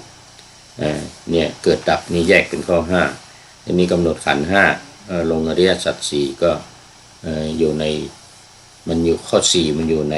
รวมกันนะวันนี้ก็คงได้แต่หัวข้อ ได้แต่หัวข้อเพราะว่าก็ พูดไปมากเดี๋ยวอย่างข้อ 1 ข้อ 2นี่ก็พูดไปมาในก่อนๆเพราะว่ามันตรงกับหลักการทีนี้การพิจารณากาย6ขั้นตอนอันนี้ก็มีอยู่ในอริยสัจภาวนาอริยสัจภาวนาก็ได้พูดไปแล้วบ้างแต่ในนี้จะเป็นรายละเอียดนะยิ่งกว่าที่ได้นำเสนอที่ผ่านมานะจะเป็นรายละเอียดเอาละสำหรับวันนี้ก็หมดเวลาคุณโยมเพทายสุวรรณสิงหราชก็เป็นท่านสุดท้ายเข้ามาในวันนี้ก็โมทนาซึ่งก็มีคุณโยมพนมเคารพรับมาเป็นท่านแรก แล้วก็ท่านสุดท้ายเข้าสู่เส้นชัยของรายการขอโมทนาเป็นอย่างยิ่ง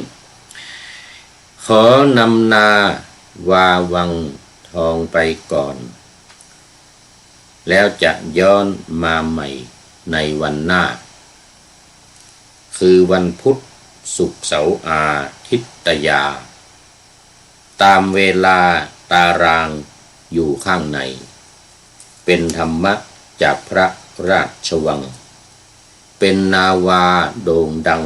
สว่างไสวเป็นทองคำล้ำค่ากว่าสิ่งใดชุบชีวิตจิตใจให้ใสงามขอเชิญท่านทั้งหลายนำไปท่องตามคุณของพระรัตนสามพุทโธเมนาโถธัมโมตามสังโฆเมนาโถยามภาวนาว่าบ่อยๆซ้ำๆจำในจิตจนมันติดในใจไม่หายหน้านอนนั่งยืนเดินจำทุกเวลาตั้งแต่ตื่นขึ้นมาถึงหลับไปขอทุกท่านได้ผลจากปฏิบัติได้กำจัดความทุกข์พบสุขใสพลันปลอดโปร่งโล่งสบายทั้งกายใจอยู่ที่ใดใจสงบพบนิพพานขอเจริญพร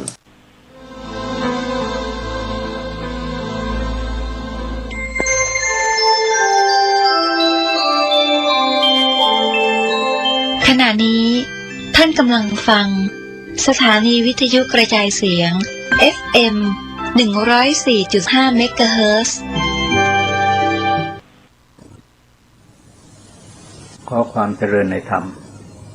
จะมีแต่ท่านผู้ฟังทั้งหลายเสียงธรรมจากมหาวิทยาลัยศรีปทุมกำลังนำเสนอเรื่องกฎแห่งกรรมหรือชีวิตนี้ใครลิขิตมาถึงช่วงของคนเราจะเป็นอะไรก็เป็นไปตามกรรมแม้การเป็นชาวนาชาวสวนเป็นครูเป็นพระก็อาศัยกรรมของท่านเป็นตัวกำหนดความเป็นของท่านในประเด็นต่อไปก็คือแม้แต่การมอบหมายให้ทำงานก็อาศัยกรรมคือการกระทำของเขาการยกย่องการสรรเสริญที่เป็นความยุติธรรมก็อาศัยกรรมคือการกระทำของเขาเป็นตัวกำหนดว่าเขาเป็นผู้ควรยกย่องหรือไม่ควรยกย่องก็ต้องดูว่ามีการกระทำที่ควรแก่การยกย่องหรือไม่ดังนั้นในหลักของพระพุทธศาสนาพระพุทธเจ้าจึงทรงแสดงไว้ว่าบุคคลพิจารณาเทียบเคียงโดยรอบคอบแล้วให้ความเคารพนับถือแก่คนที่ควรแก่การเคารพนับถือเมื่อเขามีการกระทำที่ควรแก่การเคารพนับถืออันเป็นการแสดงว่าการที่ใครจะรับความเคารพนับถือหรือไม่จะรับความเคารพนับถือนั้นไม่ได้อยู่ที่คนอื่นแต่อยู่ที่ตัวของบุคคลนั้นนั่นเองว่าเขามีการกระทำที่ควรแก่การเคารพนับถือหรือไม่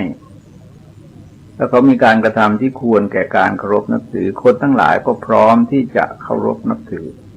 แม้จะไม่มีใครเคารพนับถือเขาก็จะมีความปิติปราโมทย์มีความภาคภูมิใจในตนเองไหว้ตนเองได้โดยสนิทใจพิจารณาเทียบเคียงโดยรอบคอบแล้วยกย่องคนที่ควรยกย่องเมื่อเขามีการกระทำที่ควรยกย่อง ก็แสดงเห็นว่าการยกย่องหรือไม่นั้นไม่ได้กำหนดที่ใครแต่กำหนดที่เขาทำอย่างไรประพฤติปฏิบัติตนอย่างไรบุคคลจะรู้จักคนนั้นมาก่อนหรือไม่ก็ตามแต่เมื่อกรรมคือการกระทำของเขาควรแก่การยกย่องวิทยาชนทั้งหลายก็ใช้ปัญญาพิจารณาแล้วก็จะยกย่องว่าเขามีการกระทำที่ควรยกย่องแต่ถ้าว่าเขากระทำดีอย่างต่อเนื่องกันไปก็รับการยกย่องตลอดไปแต่ถ้าว่าในโอกาสต่อไปเขาเกิดกระทำความผิดท่านก็จะพิจารณาเทียบเคียงโดยรอบคอบแล้วตำหนิผู้ที่ควรแก่การตำหนิเมื่อเขากระทำสิ่งที่ควรแก่การตำหนิแสดงให้เห็นโดยนัยยะเช่นเดียวกันว่า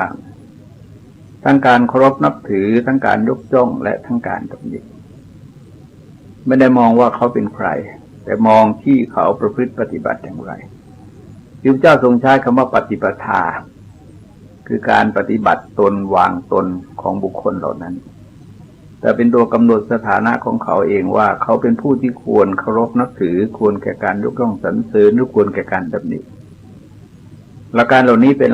การเชี้เห็นว่าสังคมเรานั้นอยู่ร่วมกันวินิจฉัยตัดสินการยอมรับนับถือการยกย่องสรรเสริญการกำราบปราบปรามตลอดถึงการตำหนิอยู่ที่กรรมคือการกระทำของบุคคลนั้นเป็นตัวกำหนดที่มีความสำคัญแน่นอนบางครั้งบางโอกาสคนไม่ได้กระทำความผิดแต่ต้องรับโทษรับอันตรายเพราะไปเกี่ยวข้องกับบุคคลกับสถานที่ที่เป็นเหตุแห่งอันตรายที่เราเรียกว่าโดนลูกหลงเข้าไปด้วย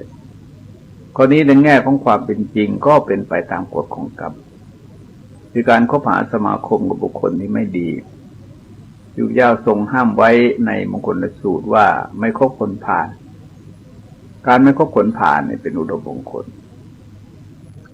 ดังนั้นการที่บุคคลไปโดนลูกหลงอย่างที่เราเรียกว่านอนหลับในโรงโปนั้นเกิดขึ้นจากความผิดของเขาเองที่ไปคบหาสมาคมกับคนผ่านการปัญญาพินิจพิจารณาถึงสถานที่ควรไปหรือไม่ควรไปบุคคลที่ควรคบหรือไม่ควรคบหรือเขากระทำเช่นนั้นเมื่อเขากระทำเช่นนั้นการที่โดนลูกหลงซึ่งอันที่จริงไม่ใช่ลูกหลงแต่เป็นผลที่เขาควรได้รับตามทุกควรแก่กรรมของเขาเองความเข้าใจในกฎของกรรมจึงเป็นเหตุสำคัญที่ทำให้บุคคลศึกษาถึงสิ่งที่เรียกว่าเป็นเหตุเป็นปัจจัยให้บุคคลเป็นไปในลักษณะที่แตกต่างกันโดยใช้พื้นฐานความรักตนถนอมตนของบุคคลทั้งหลายจะยอมรับในกระบวนการของเหตุผลว่ากรรมคือการกระทำของตนเองที่เกี่ยวข้องกับสิ่งที่ตนกระทำสถานที่ที่ตนกระทำและบุคคลที่ตนเข้าไปเกี่ยวข้องแต่เราถึงการเวลาที่เข้าไปเกี่ยวข้องในเหตุการณ์เหล่านั้นเป็นปัจจัยสำคัญที่จะอำนวยผลให้เกิดความสุขเกิดความทุกข์เกิดความเสื่อมตลอดถึงบังเกิดในสวรรค์และตกนรกของตนบุคคลก็จะมีความสำรวมระวังมีความรับผิดชอบใช้ปัญญาสอดส่องพินิจพิจารณาอย่างที่ทรงแสดงหลักซึ่งเรียกว่าสัมปชัญญะความรู้ตัวในการครองชีวิตของบุคคลให้เกิดผลเป็นความสวัสดีได้นั้นจำต้องรู้ว่าอะไรเป็นประโยชน์อะไรไม่เป็นประโยชน์และพยายามงดเว้นเหตุที่จะให้เกิดสิ่งซึ่งไม่เป็นประโยชน์และประพฤติกระทำในเหตุที่จะให้เกิดประโยชน์แก่ตนเองแก่บุคคลอื่นทั้งในโลกนี้และในโลกหน้าต้องมีความรอบรู้ถึงสถานะบุคคลการเวลากลุ่มคนกิจการงานว่าควรเข้าไปเกี่ยวข้องหรือไม่เกี่ยวข้องถ้าเกี่ยวข้องแล้วนำทุกข์มาให้ก็งดเว้นเกี่ยวข้องแล้วนำสุขมาให้ก็เข้าไปเกี่ยวข้องจะต้องมีความรอบรู้ว่าอะไรเป็นเหตุเป็นปัจจัยให้เกิดความสบายแก่ตนเช่นอาหารอย่างไรให้ความสบายที่อยู่อย่างไรให้ความสบายอากาศอย่างไรให้ความสบายบุคคลอย่างไรก็ผ่านสมาคมแล้วให้ความสบายธรรมะอะไรตลอดถึงขนบธรรมเนียมประเพณีอะไรที่ปฏิบัติไปแล้วให้ความสบายเราเลือกประพฤติปฏิบัติในสิ่งเหล่านั้นและที่สำคัญคือปริมาณของปัญญาที่มีอยู่นั้นจะต้องสามารถขจัดความหลงในแง่มุมต่างๆได้ ปัญญามีลักษณะเหมือนแสงสว่างดังกล่าวแล้วมีมากเท่าไหร่ก็จะเป็นประโยชน์เกื้อกูลแก่บุคคลนั้นมากเท่านั้นดังนั้นชีวิตที่ดูอยู่ด้วยปัญญาจึงเป็นชีวิตที่ประเสริฐสุดปัญญาเป็นรัตนะของนรชนปัญญาเป็นแสงสว่างในโลกปัญญาจะเกิดขึ้นได้ก็ด้วยการเพ่งพินิจพิจารณาการแค่เพ่งพินขาดการเพ่งพินิจพิจารณาแล้วบุคคลไม่สามารถจะให้เกิดปัญญาขึ้นมาได้ประเด็นต่อไปที่ควรมองก็คือว่าเพราะอะไรแล้วก็ใครกำหนดหลักธรรมในพระพุทธศาสนามีความเกี่ยวข้องกับสังสารวัฏอย่างไรเรื่องสังสารวัฏกับเรื่องของกรรมนั้นมีความเกี่ยวข้องผูกพันกันจนไม่อาจที่จะแยกได้เมื่อใดไม่มีกรรมเมื่อนั้นก็ไม่มีสังสารวัฏเมื่อใดไม่มีสังสารวัฏแสดงว่าเมื่อนั้นก็ไม่มีกรรมแล้วดังนั้นผู้ปฏิบัติในทางพระพุทธศาสนาท่านจึงแบ่งออกเป็นสองกลุ่มคือวัตกรรมมีกุศลการมาเป็นความดีในระดับที่ยังต้องหมุนวนอยู่ในสังสารวัฏธรรมปฏิบัติระดับนี้จะเป็นหลักพัฒนาคุณภาพชีวิตให้สูงขึ้นประณีตขึ้นในภพชาตินั้นๆเป็นกุศลกรรมระดับตกแต่งภพชาติให้ประณีตขึ้นผู้ปฏิบัติจะได้ผลระดับมนุษย์สมบัติและสวรรค์สมบัติอันหมายถึงพรหมสมบัติด้วยคำสอนในทางพระพุทธศาสนาส่วนใหญ่จะอยู่ระดับนี้มีคำสอนอีกระดับหนึ่งเรียกว่าวิวัตกามีกุศลคือกุศลระดับสูงมุ่งไปสู่นิพพานสมบัติอันได้แก่โลกุตตรธรรม 9คือมรรค 4 ผล 4นิพพานเองแต่ในทางปฏิบัติแล้วจะพบว่าท่านที่เข้าถึงวิวัตกามีกุศลสมบูรณ์คือหลุดพ้นจากกรรมและสังสารวัฏอย่างแท้จริงก็มีเพียงพุทธบุคคล3ประเภทเท่านั้นคือ 1. พระอรหันตสัมมาสัมพุทธะท่านผู้ตรัสรู้ดีตรัสรู้ชอบด้วยพระองค์เองแล้วสอนบุคคลอื่นให้ตรัสรู้ตามด้วย 2. พระปัจเจกพุทธเจ้าท่านที่ตรัสรู้ชอบเพราะตนแต่ไม่สอนบุคคลอื่นในรูปของการตั้งเป็นศาสนา 3. อรหันตพุทธะหรือสาวกพุทธะได้แก่ท่านผู้เป็นสาวกของพระสัมมาสัมพุทธเจ้าซึ่งหมดอาสวะกิเลสเช่นเดียวกับพระพุทธเจ้าและพระปัจเจกพุทธเจ้าพุทธบุคคลทั้ง3นี้ท่านเรียกว่าบุญญาปาปะปะหิโนคือละได้หมดสิ้นทั้งบุญและบาปแสดงว่าหลุดพ้นจากกระแสของกรรมแต่การที่หลุดพ้นจากกระแสของกรรมนี่เองทำให้ท่านหลุดพ้นจากสังสารวัฏคือการเวียนว่ายตายเกิดในสังสารวัฏดังนั้นเราจะพบว่าเมื่อพระพุทธเจ้าตรัสรู้ใหม่ๆได้ทรงเปล่งพระพุทโธทานที่เรียกว่าเป็นปฐมพุทธพจน์คือพระดำรัสครั้งแรกหลังจากตรัสรู้ว่าเราเมื่อแสวงหาช่างผู้ทำเรือนคืออัตภาพเมื่อไม่พบได้ท่องเที่ยวไปแล้วสิ้นสงสารนับด้วยชาติมิใช่น้อยความเกิดบ่อยๆเป็นทุกข์ดูก่อนในช่างผู้ทำเรือนคืออัตภาพเราพบท่านแล้วท่านจะทำเรือนคืออัตภาพของเราอีกไม่ได้โครงสร้างของท่านทั้งหมดเราทำลายแล้วยอดแห่งเรือนคือวิชาเรารื้อเสร็จแล้วจิตของเราถึงพระนิพพานแล้วเพราะเราได้บรรลุธรรมเป็นที่สิ้นตัณหาทั้งหลายจากพระพุทธอุทานข้อนี้ได้แสดงถึงเหตุปัจจัยแห่งสังสารวัฏเหตุปัจจัยหลุดพ้นจากสังสารวัฏนั้นก็คือกิเลสกับกรรมที่นำไปสู่การหมุนวนอยู่ในสังสารวัฏซึ่งพระผู้มีพระภาคเจ้าทรงแสดงไว้ในมหาตัณหาสังคยสูตรว่าชีวิตทั้งหลายนั้นจะเกิดขึ้นมาด้วยปัจจัย3ประการใหญ่ๆคือ 1. กัมมังเขตังมีกรรมเปรียบเหมือนกับพื้นนาหรือดินหรืออุณหภูมิที่เหมาะสม 2. วิญญาณังมีช่างวิญญาณเหมือนพืชหน่อแห่งพืชตัณหากิเลหังกิเลสที่มีชื่อต่างๆมีตัณหาเป็นต้นเปรียบเหมือนยางเหนียวที่มีอยู่ภายในพืชเพราะฉะนั้นบทเรียนในเรื่องสังสารวัฏจึงอาจจะเรียนได้จากเมล็ดพืชเม็ดเดียวการที่เมล็ดพืชจะปลูกงอกหรือไม่นั้นดูที่ปัจจัย3ประการคือยางเหนียวในพืชยังมีอยู่หรือไม่หน่อของพืชถูกทำลายแล้วหรือยังดินที่จะปลูกพืชนั้น อุณหภูมิเหมาะสมต่อการงอกของพืชหรือไม่แต่ว่าทั้ง3ประการนี้มีอยู่เมื่อเมล็ดพืชนั้นได้อุณหภูมิที่เหมาะสมก็สามารถแตกเป็นลำต้นออกมาได้และเจริญเติบโตสืบพันธุ์ต่อไปได้แต่ถ้าทั้ง3ประการนี้อย่างใดอย่างหนึ่งหายไปอีก2อย่างก็จะหมดไปด้วยสำหรับเมล็ดพืชเมล็ดนั้นดังนั้นจะเห็นได้ว่ากรรมซึ่งเปรียบเหมือนกับอุณหภูมิหรือพื้นนาพื้นดินและกิเลสนั้นเปรียบเหมือนกับยางเหนียวเมื่อทั้ง2ประการนี้ผสมกันเข้าก็สร้างหน่อซึ่งเปรียบเหมือนวิญญาณในงอกขึ้นมาได้เหตุปัจจัยทั้ง3นี้ยังรวมกันอยู่ตราบใดพืชชนิดนั้นก็จะมีการหมุนเวียนงอกแล้วงอกอีกถ่ายทอดกันไปไม่มีที่สิ้นสุดตราบนั้นแต่บรรดาเมล็ดพืชเหล่านั้นเองมีบางเมล็ดที่ยางเหนียวแห้งกรอบไปหมดแล้วหรือหน่อถูกทำลายไปแล้วก็ไม่อาจที่จะปลูกให้งอกได้อีกฉันใดจิตใจของพุทธเจ้าและพระอรหันต์ทั้งหลายก็มีลักษณะอย่างนั้นดังนั้นในช่วงที่2ที่รับสั่งว่าดูก่อนในช่างคือตัณหาผู้ทำเรือนคืออัตภาพเราพบท่านแล้วท่านจะทำเรือนคืออัตภาพของเราอีกไม่ได้โครงสร้างของท่านทั้งหมดเราทำลายแล้วยอดแห่งเรือนคือวิชาได้แก่รากเหง้าของบรรดากิเลสทั้งหลายพระเจ้าได้รื้อขึ้นแล้วทำให้พระทัยของพระองค์เข้าถึงพระนิพพานคือดับกิเลสแล้วก็ดับกรรมแต่เป็นการดับกรรมซึ่งจะเกิดขึ้นหลังจากตรัสรู้ไปแล้วไม่ใช่เป็นการดับกรรมในอดีตได้ทั้งหมด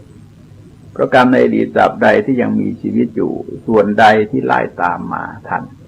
ก็จะให้ผลได้ทั้งด้านดีและด้านไม่ดีแต่เมื่อนิพพานไปแล้วก็จะเป็นการละบาปละบุญได้ด้วยประการทั้งปวงดังการเวียนว่ายตายเกิดในสังสารวัฏของบุคคลทั้งหลายที่มีความแตกต่างกันในด้านต่างๆทั้งสกุลรูปร่างอายุระดับสติปัญญาสถานะทางครอบครัวเป็นต้นนั้นขึ้นอยู่กับกรรมที่บุคคลกระทำไว้ไม่เหมือนกันการที่บุคคลทำกรรมไม่เหมือนกันนั้นเพราะความมากน้อยของกิเลสที่มีอยู่ภายในจิตใจของบุคคลแตกต่างกัน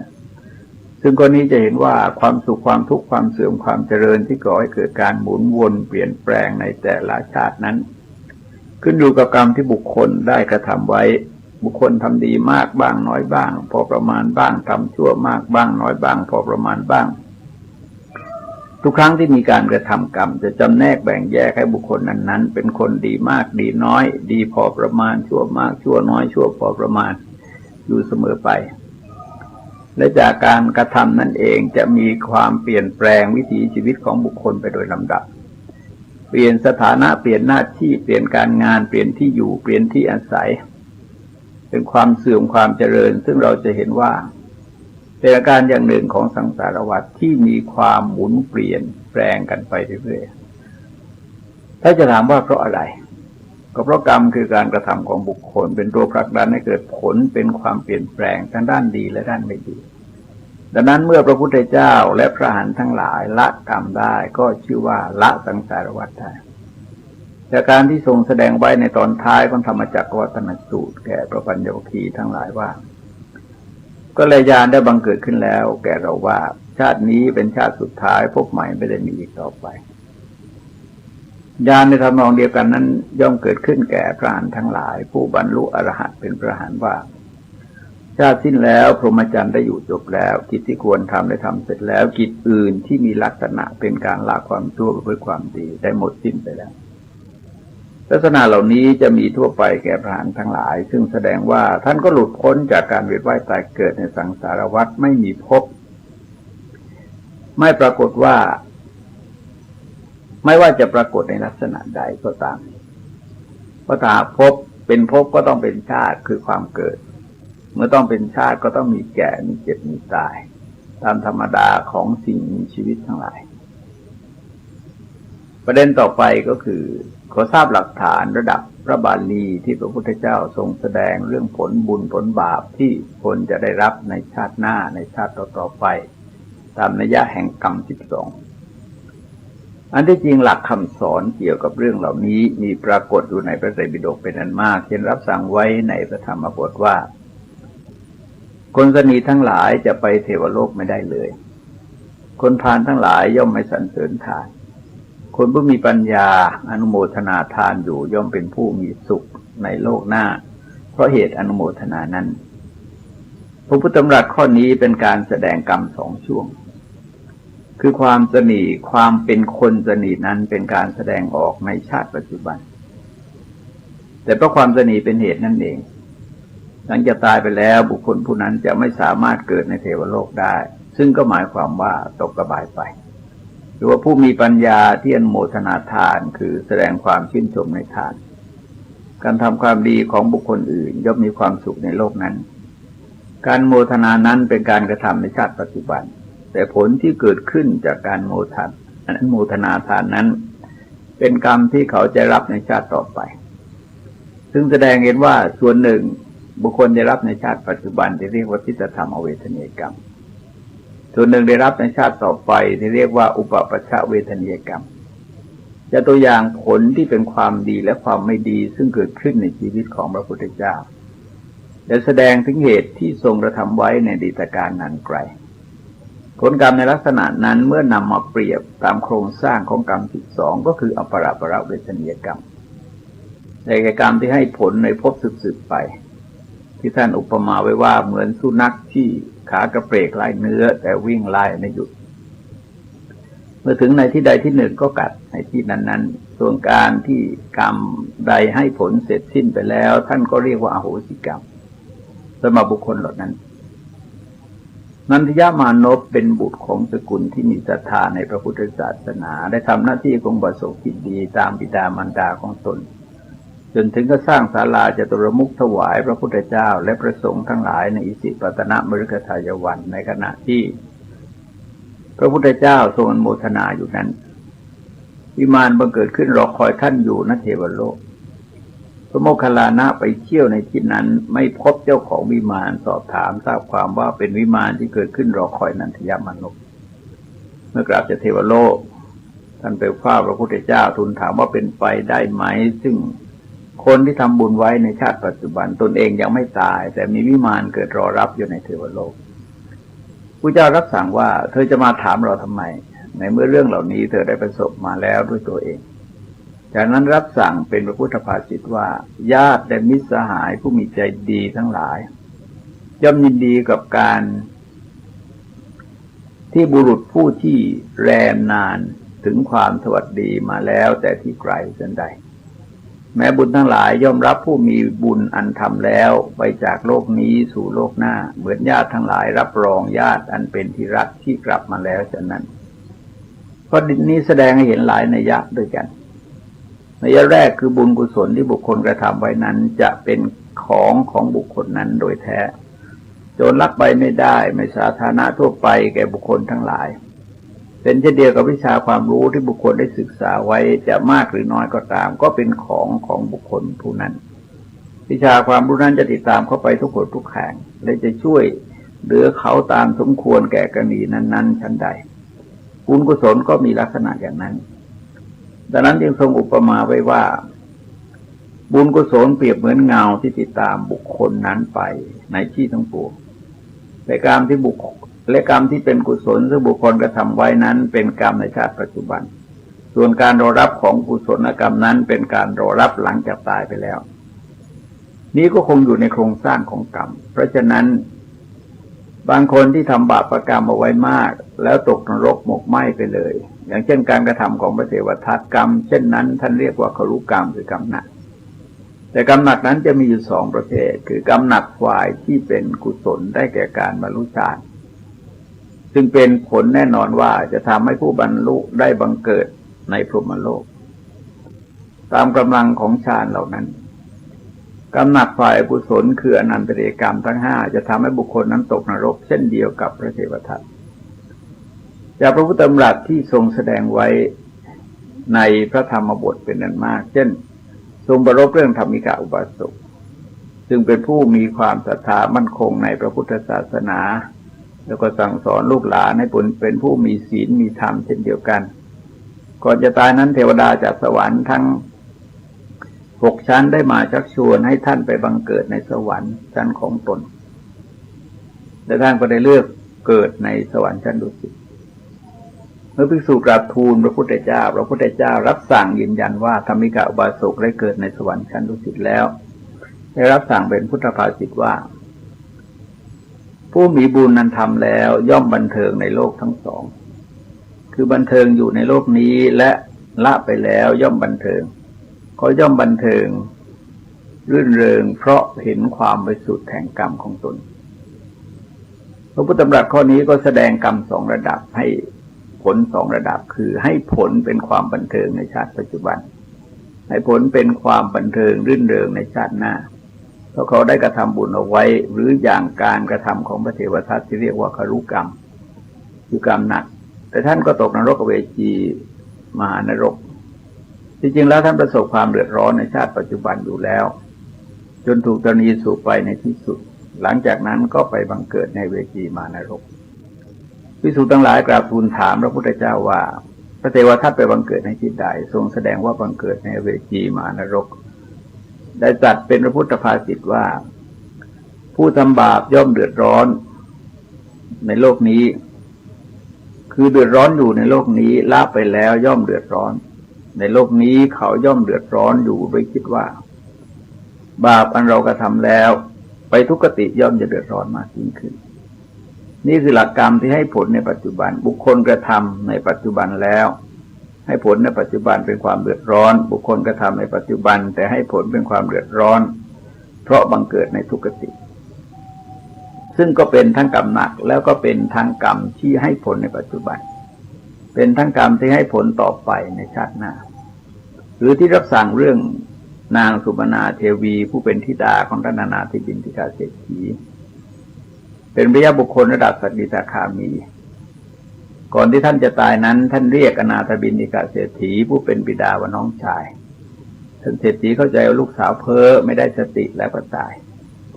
กลัวจะประสบความทุกข์ในอบายได้มากราบทูลต่อพระผู้มีพระภาคเจ้าพระผู้มีพระภาคเจ้าทรงแสดงว่าการที่นางสุมนาเทวีเรียกท่านเศรษฐีว่าน้องชายนั้นเป็นการเรียกตามมรรคผลที่ตนได้บรรลุเพราะท่านอนาถบิณฑิกาเศรษฐีเป็นพระโสดาบันโดยมรรคผลจึงต่ำกว่านางชั้นหนึ่งดังนั้นการตายของนางจะเป็นการตายอย่างมีสติบริบูรณ์สมบูรณ์และรับสั่งยืนยันว่าเวลานี้นางบังเกิดในสวรรค์ชั้นดุสิตแต่นั้นก็ได้ประรบนางสุมนาเทวีรับสั่งเป็นพุทธภาษิตว่าผู้มีบุญนั้นทำแล้วย่อมบันเทิงในโลกทั้งสองคือบันเทิงอยู่ในโลกนี้ละไปแล้วย่อมบันเทิงและในโลกนี้บันเทิงอยู่โดยคิดว่าบุญนั้นเราทำไปได้ไปสุคติบันเทิงยิ่งขึ้นไปกว่านั้นนี่ก็แสดงว่าบุญแสดงกรรมตามโครงสร้างของกรรม12เช่นเดียวกัน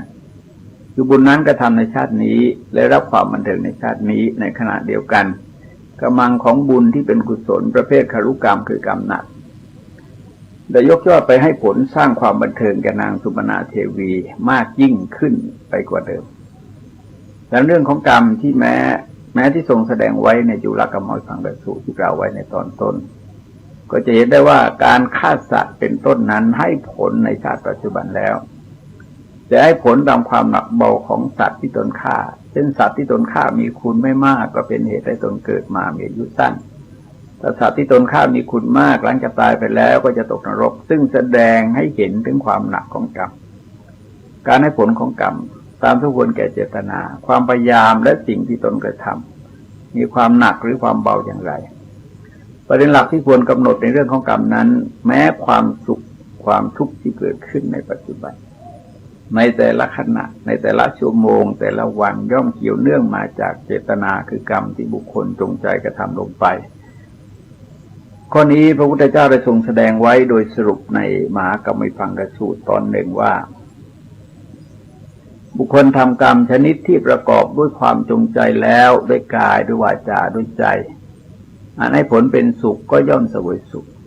บุคคลทำกรรมชนิดที่ประกอบด้วยความจงใจแล้วด้วยกายด้วยวาจาด้วยใจอันให้ผลเป็นทุกข์เขาก็ย่อมเสวยทุกข์บุคคลทำกรรมชนิดที่ประกอบด้วยความจงใจแล้วด้วยกายด้วยวาจาด้วยใจอันให้ผลไม่ทุกข์ไม่สุขเขาก็ย่อมเสวยอทุกขมสุขนี่คือหลักการสำคัญในการเชื่อมโยงระหว่างเหตุกับผล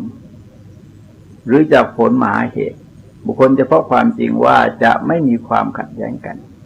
ไม่ว่าในการใดๆหรือจะกระทำโดยใครก็ตามพระเจ้าได้ทรงจำแนกสิ่งที่เรียกว่ามหากรรมวิภังค์คือการจำแนกกรรมขนาดใหญ่ผลที่เกิดขึ้นในชีวิตของบุคคลจะต้องอยู่ในเงื่อนไขสี่ประการนี้ประการที่หนึ่งบุคคลบางคนในโลกนี้เป็นผู้มักทำชีวิตสัตว์ให้ตกล่วงไปมักถือว่าสิ่งของที่เจ้าของเขาไม่ได้ให้มักประพฤติผิดในทางกามมักพูดเท็จมักพูดส่อเสียดมักพูดคำหยาบมักพูดเพ้อเจ้อเลวไหลมากโดยพระชามีจิตพยาบาทมีความเห็นผิดอยู่ในโลกนี้ก็ตายไปแล้วย่อมเข้าถึงอบายทุกขติวินิบาตนรกก็มี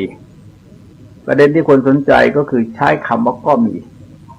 ทั้งนี้เป็นเพราะอะไรเพราะว่าการเกิดในทุกขติของเขานั้นไม่เป็นการแน่เสมอไปว่าจะต้องเกิดจากผลของอกุศลกรรมที่เขาทำในชาตินั้น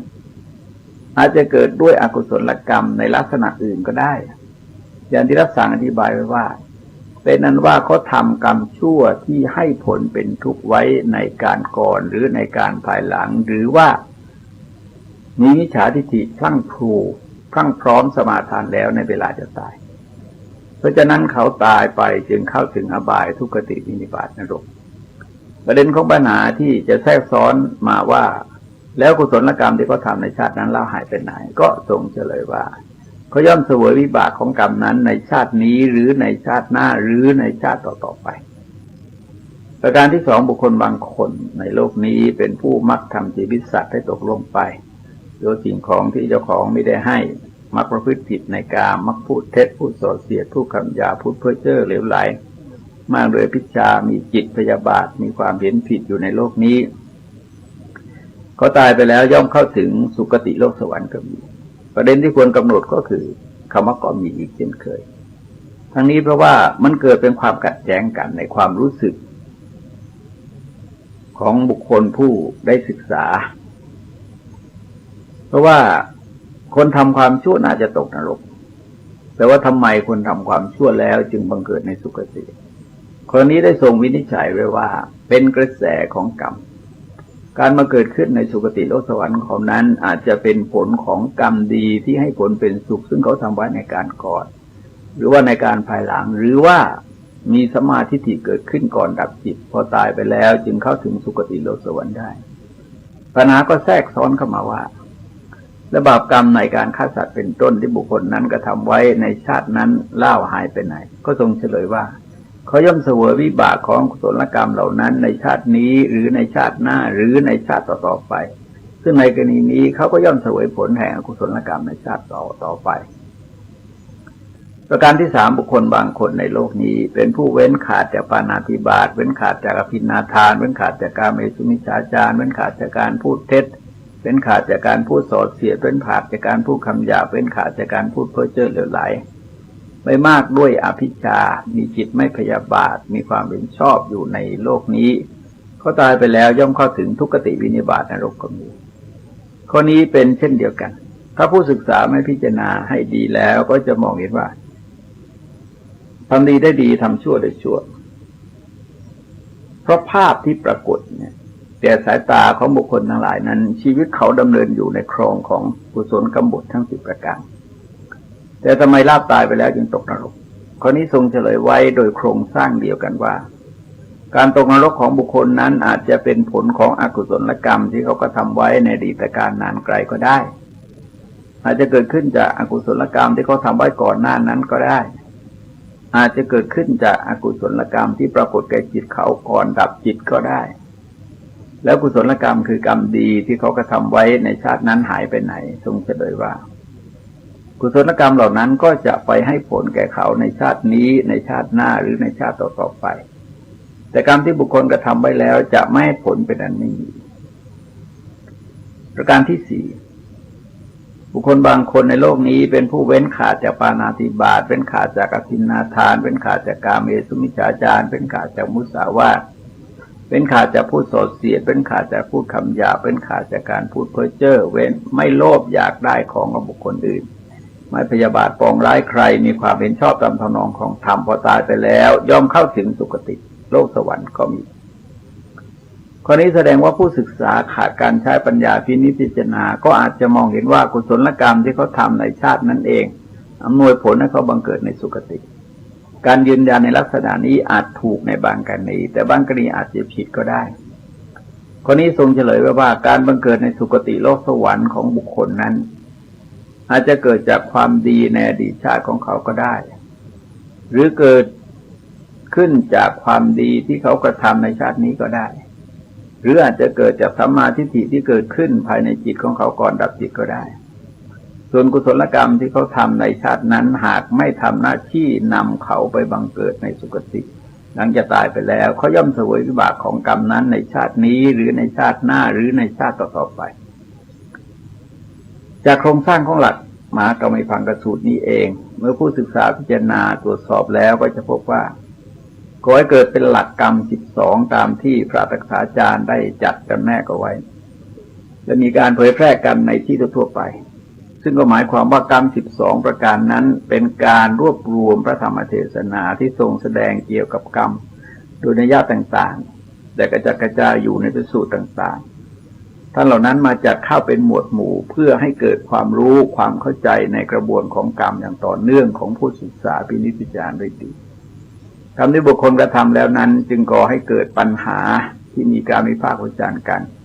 จนคนบางกลุ่มมีความรู้สึกว่าเป็นปัญหาโลกแตกเขารู้สึกขัดแย้งกันในเชิงที่เป็นเหตุเป็นผลอันที่จริงไม่มีความขัดแย้งเป็นแต่เพียงความขัดแย้งของระดับปัญญาสติปัญญาของบุคคลในการศึกษากระบวนการของกรรมแต่นั้นเอง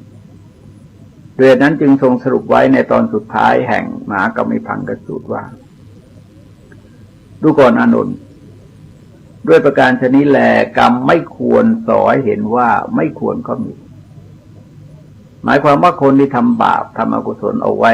แล้วประสบความทุกข์ความเดือดร้อนหลังจากตายไปแล้วก็บังเกิดในทุกขติวินิบาตนรกแต่ที่เขาประสบความทุกข์ความเดือดร้อนในชาติปัจจุบันก็ดีความทุกข์ความต้องตกนรกในชาติหน้าก็ดีนั้นอาจจะเกิดขึ้นจากอกุศลกรรมในอดีตชาติก็ได้เกิดขึ้นจากผลของอกุศลกรรมในชาตินั้นก็ได้หรือจิตเขาเกิดขุ่นมัวเศร้าหมองเป็นมิจฉาทิฏฐิขึ้นก่อนดับจิตก็ได้การพิจารณาวินิจฉัยว่าเขาตกนรกเพราะกรรมอะไรจึงต้องพูดกันให้กันเฉพาะบุคคลไปแต่ที่แน่นอนที่สุดก็คือกรรมชั่วย่อมนำไปสู่นรกแต่จะเป็นกรรมชั่วซึ่งเขาทำไว้ในครั้งไหนนั้นเป็นอีกเรื่องหนึ่งกรรมไม่ควรสอเห็นว่าควรก็มี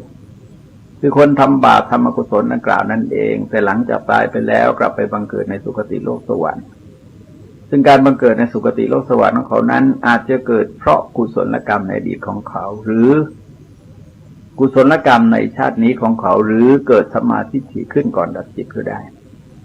กรรมที่ควรแท้แต่สอให้เห็นว่าควรก็มีแต่แก่บุคคลที่ปฏิบัติตนอยู่ในครองของกุศลกรรมบททั้ง10ประการหลังจากตายไปแล้วบังเกิดในสุคติการบังเกิดในสุคตินั้นเป็นผลของกุศลกรรมแน่นอนแต่ปัญหาว่าเป็นผลของกุศลกรรมประเภทใดอาจจะเป็นผลของกุศลกรรมในชาติก่อนๆก็ได้อาจจะเป็นผลของกุศลกรรมในชาตินี้ที่เขาทำก่อนจะตายก็ได้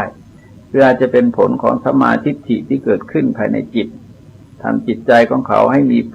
ผลผ่องแผ้วก่อนดับจิตแล้วนำเขาไปเกิดในสุคติก็ได้ดังนี้ทรงแสดงไว้ว่าเมื่อจิตไม่เศร้าหมองก็หวังได้ว่าย่อมบังเกิดในสุคติกรรมที่ควรสอเห็นว่าไม่ควรก็มีคือคนที่ประพฤติปฏิบัติตนเป็นที่ประจักษ์แก่สายตาของบุคคลทั้งหลายว่าเป็นคนดีมีศีลธรรมดำรงตนอยู่ในครองของกุศลกรรมบททั้ง10ประการดังกล่าวหลังจากตายไปแล้วกลับไปตกนรกเป็นภาพที่มีความขัดแย้งกันในความรู้สึกนึกคิดของบุคคลทั้งหลายอย่างเช่นตัวอย่างในสมัยพุทธกาลพระนางมาริกาเทวีเป็นมหาอุบาสิกาที่ทำบุญกุศลระดับทานศีลเป็นอันมากและทานที่พระนางบริจาคนั้นไม่มีใครบริจาคทัดเทียมในสมัยของพระพุทธเจ้าพระองค์นี้หลังจากที่เสด็จที่วงคตไปแล้วกลับไปตกนรกอยู่ถึง7 วันพระเจ้าประเสนิโกศลมาเฝ้าพระพุทธเจ้าเพื่อจะกราบทูลถามว่าพระนางมาริกาเทวีไปอุบัติบังเกิดในที่ใดพระเจ้าก็ทรงบันดาลโดยพุทธานุภาพให้พระองค์ลืมถามทุกครั้งจนเลย7 วันไปแล้วพระนางมาริกาได้จุติไปเป็นชนที่เป็นเทพธิดาจึงทรงบันดาลให้นึกได้เมื่อพระเจ้าประเสนิโกศลกราบทูลถาม มีรับสั่งว่าขณะนี้พระนางมณิกาเทวีบังเกิดในสวรรค์ชั้นดุสิตทำไมพระพุทธเจ้าจึงไม่รับสั่งตอบในตอนนั้นเพราะพระเจ้าประเสนิโกศลนั้นยังเป็นกษัตริย์ปุถุชนอยู่ศรัทธาความเชื่อในกฎแห่งกรรมนั้นยังไม่มีความมั่นคงมากพอไม่ทันมองเห็นว่าเป็นความขัดแย้งกันอุบาสิกาที่สมบูรณ์ด้วยทานด้วยศีลสมบูรณ์ด้วยมัญญาตเช่นนี้ตายไปแล้วกลับไปบังเกิดในสุคติจะทำให้ท่านหมดกำลังใจที่จะศึกษาปฏิบัติธรรมและอาจจะเป็นมิจฉาทิฏฐิไปเลยก็ได้เพื่ออนุเคราะห์ต่อพระราชาพระพุทธเจ้าจึงต้องใช้วิธีบันดาลให้ลืมเสียแล้วเมื่อพระนางมาริกาได้บังเกิดในสุคติแล้วจึงได้รับสั่งพยากรณ์โดยในตอนหลังแต่ว่าการบังเกิดในบายของบุคคลเหล่านั้นอาจจะเป็นผลของอกุศลกรรมที่เขาทำไว้ในชาติปางก่อนก็ได้อาจจะเป็นผลของอกุศลกรรมที่เขาทำไว้ในชาตินี้ก่อนจะดับจิตก็ได้อาจจะเป็นผลของมิจฉาทิฏฐิที่เกิดขึ้นก่อนดับจิตก็ได้ก็ทรงแสดงไว้ว่าเมื่อจิตเศร้าหมองแล้วเป็นนันหวังได้ว่าย่อมบังเกิดในทุกขติการทำความเข้าใจเรื่องกรรมที่ทรงจำแนกไว้ถึงสี่นัยยะนี้จะต้องอาศัยการพิจารณาเทียบเคียงการดำรงชีวิตของตนในปัจจุบันนี้เช่นบุคคลบางคนมีความรู้เรื่องถนนหนทางเป็นอย่างดีแต่พอถึงจุดหนึ่งเกิดเผลอไปหรือเกิดมีความจำสับสนเพราะลักษณะของถนนใกล้เคียงกันก็อาจจะเลี้ยวรถผิดไปได้และการเลี้ยวรถผิดไปนั้นเองมันจะเป็นไประยะที่ไม่นานเพราะในที่สุดความรู้ความเข้าใจที่มีอยู่ก่อนจะช่วยวินิจฉัยตัดสินให้เขาเลี้ยวรถกลับมาเลือกทางเดินที่ถูกต้องได้บุคคลที่ทำบาปทำอกุศลเอาไว้บุคคลที่ทำบุญทำกุศลเอาไว้ก็มีลักษณะเช่นเดียวกันบางครั้งอาจจะเผลอเรอหลงลืมพลั้งพลาดได้ไปทำสิ่งที่เป็นบาปเป็นอกุศลขึ้นมามีผลเป็นความทุกข์ในขณะนั้นก่อนจะตายมีความวิปฏิสารใจไม่สบายใจรอดด้วยใจเป็นเหนียวนึกถึงอกุศลกรรมเหล่านั้นจะตายไปด้วยใจที่เศร้าหมองก็บังเกิดในทุกขติได้และในทำนองเดียวกันคนที่มีความชำนาญเรื่องถนนหนทางอาจจะไปไหนมาไหนได้ถูกต้องโดยไม่ผิดพลาดก็ได้ซึ่งก็เป็นได้ทั้งสองทางส่วนคนที่ทำบาปทำอกุศลเอาไว้นั้นก็อาจจะเปรียบเหมือนคนที่ขาดความรู้ความเข้าใจในเรื่องนั้นๆแต่พอดีเกิดจังหวะเช่นไปดูหนังสือถูกตรงนั้นแล้วก็ตอบปัญหาเหล่านั้นได้หรือคำบอกกล่าวจากบุคคลอื่นแล้วปฏิบัติตามงานเหล่านั้นได้ทั้งที่ไม่รู้มาก่อนซึ่งถ้ามองโดยสามัญสำนึกธรรมดาก็จะเห็นเป็นความขัดแย้งกันว่าคนไม่รู้งานเหล่านี้มาก่อนทำไมจึงทำได้แต่ที่จริงการทำได้ของเขานั้นเกิดจากความรู้ของเขาที่เกิดขึ้นก่อนจะทำงานหรือมีคนมาแนะนำเขาอยู่ในขณะที่ทำงานความเปลี่ยนแปลงของกรรมทั้งด้านดีและด้านไม่ดีนั้นที่จริงแล้วก็เป็นเรื่องของแต่ละขณะจิตซึ่งอาจจะมีการหักเหเบี่ยงเบนออกไปจากความดีและความชั่วได้ทั้งสองกรณีเช่นเรามีความรอบรู้ในเรื่องธรรมะอยู่บางครั้งตอบธรรมะผิดก็ได้บางครั้งตอบถูกก็ได้หรือเราไม่รู้ไม่เข้าใจในหลายๆเรื่องบางกรณีอาจจะทำถูกก็ได้มันเกิดไหวพริบปฏิภาณมาโดยอาศัยประสบการณ์ที่สะสมไว้ในอดีตของเราช่วยเราตอบสิ่งเหล่านั้นได้บางอย่างก็อาจจะเกิดขึ้นจากความรู้ความเข้าใจที่ได้เก็บสะสมมาก่อนเรื่องของขณะจิตจึงสร้างความเปลี่ยนแปลงให้เกิดขึ้นในชีวิตของบุคคลเราอาจจะเป็นคนดีมีสติสัมปชัญญะเรียบร้อยขับรถได้หลายปีมาแล้วจะเป็นผู้ชำนาญในการขับรถแต่วันใดวันหนึ่งอาจจะเผลองีบหลับไปเกิดอุบัติเหตุขึ้นมาก็ได้ดังนั้นเส้นทางของชีวิตที่เกิดจากการจำแนกของกรรมคือเจตนาหรือความจงใจที่เกิดขึ้นในขณะนั้นๆเป็นสิ่งที่พบกันได้เห็นกันได้คนบางคนอาจเป็นคนชั่วแต่ประสบเหตุการณ์ต่างๆขึ้นคุณความดีที่สะสมไว้ภายในใจออกมารับรู้เรื่องเหล่านั้นเกิดเมตตากรุณาขึ้นเข้าไปช่วยเหลือแก้ไขปัญหาซึ่งเกิดขึ้นในขณะนั้นก็ทำให้เขาเป็นคนดีในขณะนั้นได้คือคนดีๆที่เป็นที่ยอมรับนับถือของบุคคลทั้งหลายแต่เกิดลุอำนาจแก่อารมณ์อย่างใดอย่างหนึ่งแม้เพียงชั่ววูบเดียวก็อาจจะชักปืนมายิงคนตายแล้วก็กลายเป็นฆาตกรไปเลยก็ได้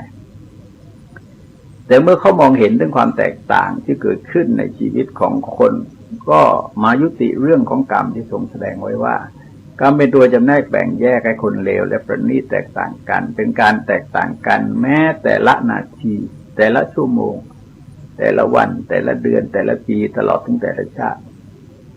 ความเป็นคนดีความเป็นคนชั่วความเป็นคนเสื่อมความเป็นคนเจริญความเป็นผู้ใหญ่ได้รับการยอมรับนับถือของบุคคลทั้งหลายตลอดถึงความเป็นพานต่างๆเป็นต้นล้วนแล้วแต่เป็นผลของกุศลกรรมอกุศลกรรมที่บุคคลเหล่านั้นทำไว้ด้วยตนเองเป็นประการสำคัญหนึ่งที่ท่านแสดงไว้ว่าอันความผิดพลาดพลั้งทั้งหลายเล่าใช่ดวงดาวในใช่ดวงดาวในท้องห้องเวหนมาเกี่ยวข้องพ้องผ่านบันดาลตนแท้จริงผลของกรรมเราทำเองแต่เนื่องจากกฎเกณฑ์เงื่อนไขของกรรมอยู่ในกลุ่มของอจินไตย4ประการมันที่กล่าวมาแล้วเพื่อที่จะเกิดความรู้ความเข้าใจที่ถูกตรงตามพยานของพระพุทธเจ้าที่เรียกว่ากรรมวิปากญาณคือพระปีชาญาณอย่างรู้กรรมและผลของกรรมในช่วงสั้นๆและช่วงยาวๆตลอดถึงช่วงที่คับอกคับใจและข้ามกันไปหลายชาติพระโบราณอาจารย์จึงได้นำหลักกรรมที่แสดงไว้ในที่ต่างๆโดยนัยต่างๆมาจัดเข้าเป็นกลุ่มของกรรม12ซึ่งจะกล่าวในโอกาสต่อไปต้องฟังทั้งหลายเสียงธรรมจากมหาวิทยาลัยศรีปทุมในวันนี้ขอยุติไว้ด้วยเวลาเพียงเท่านี้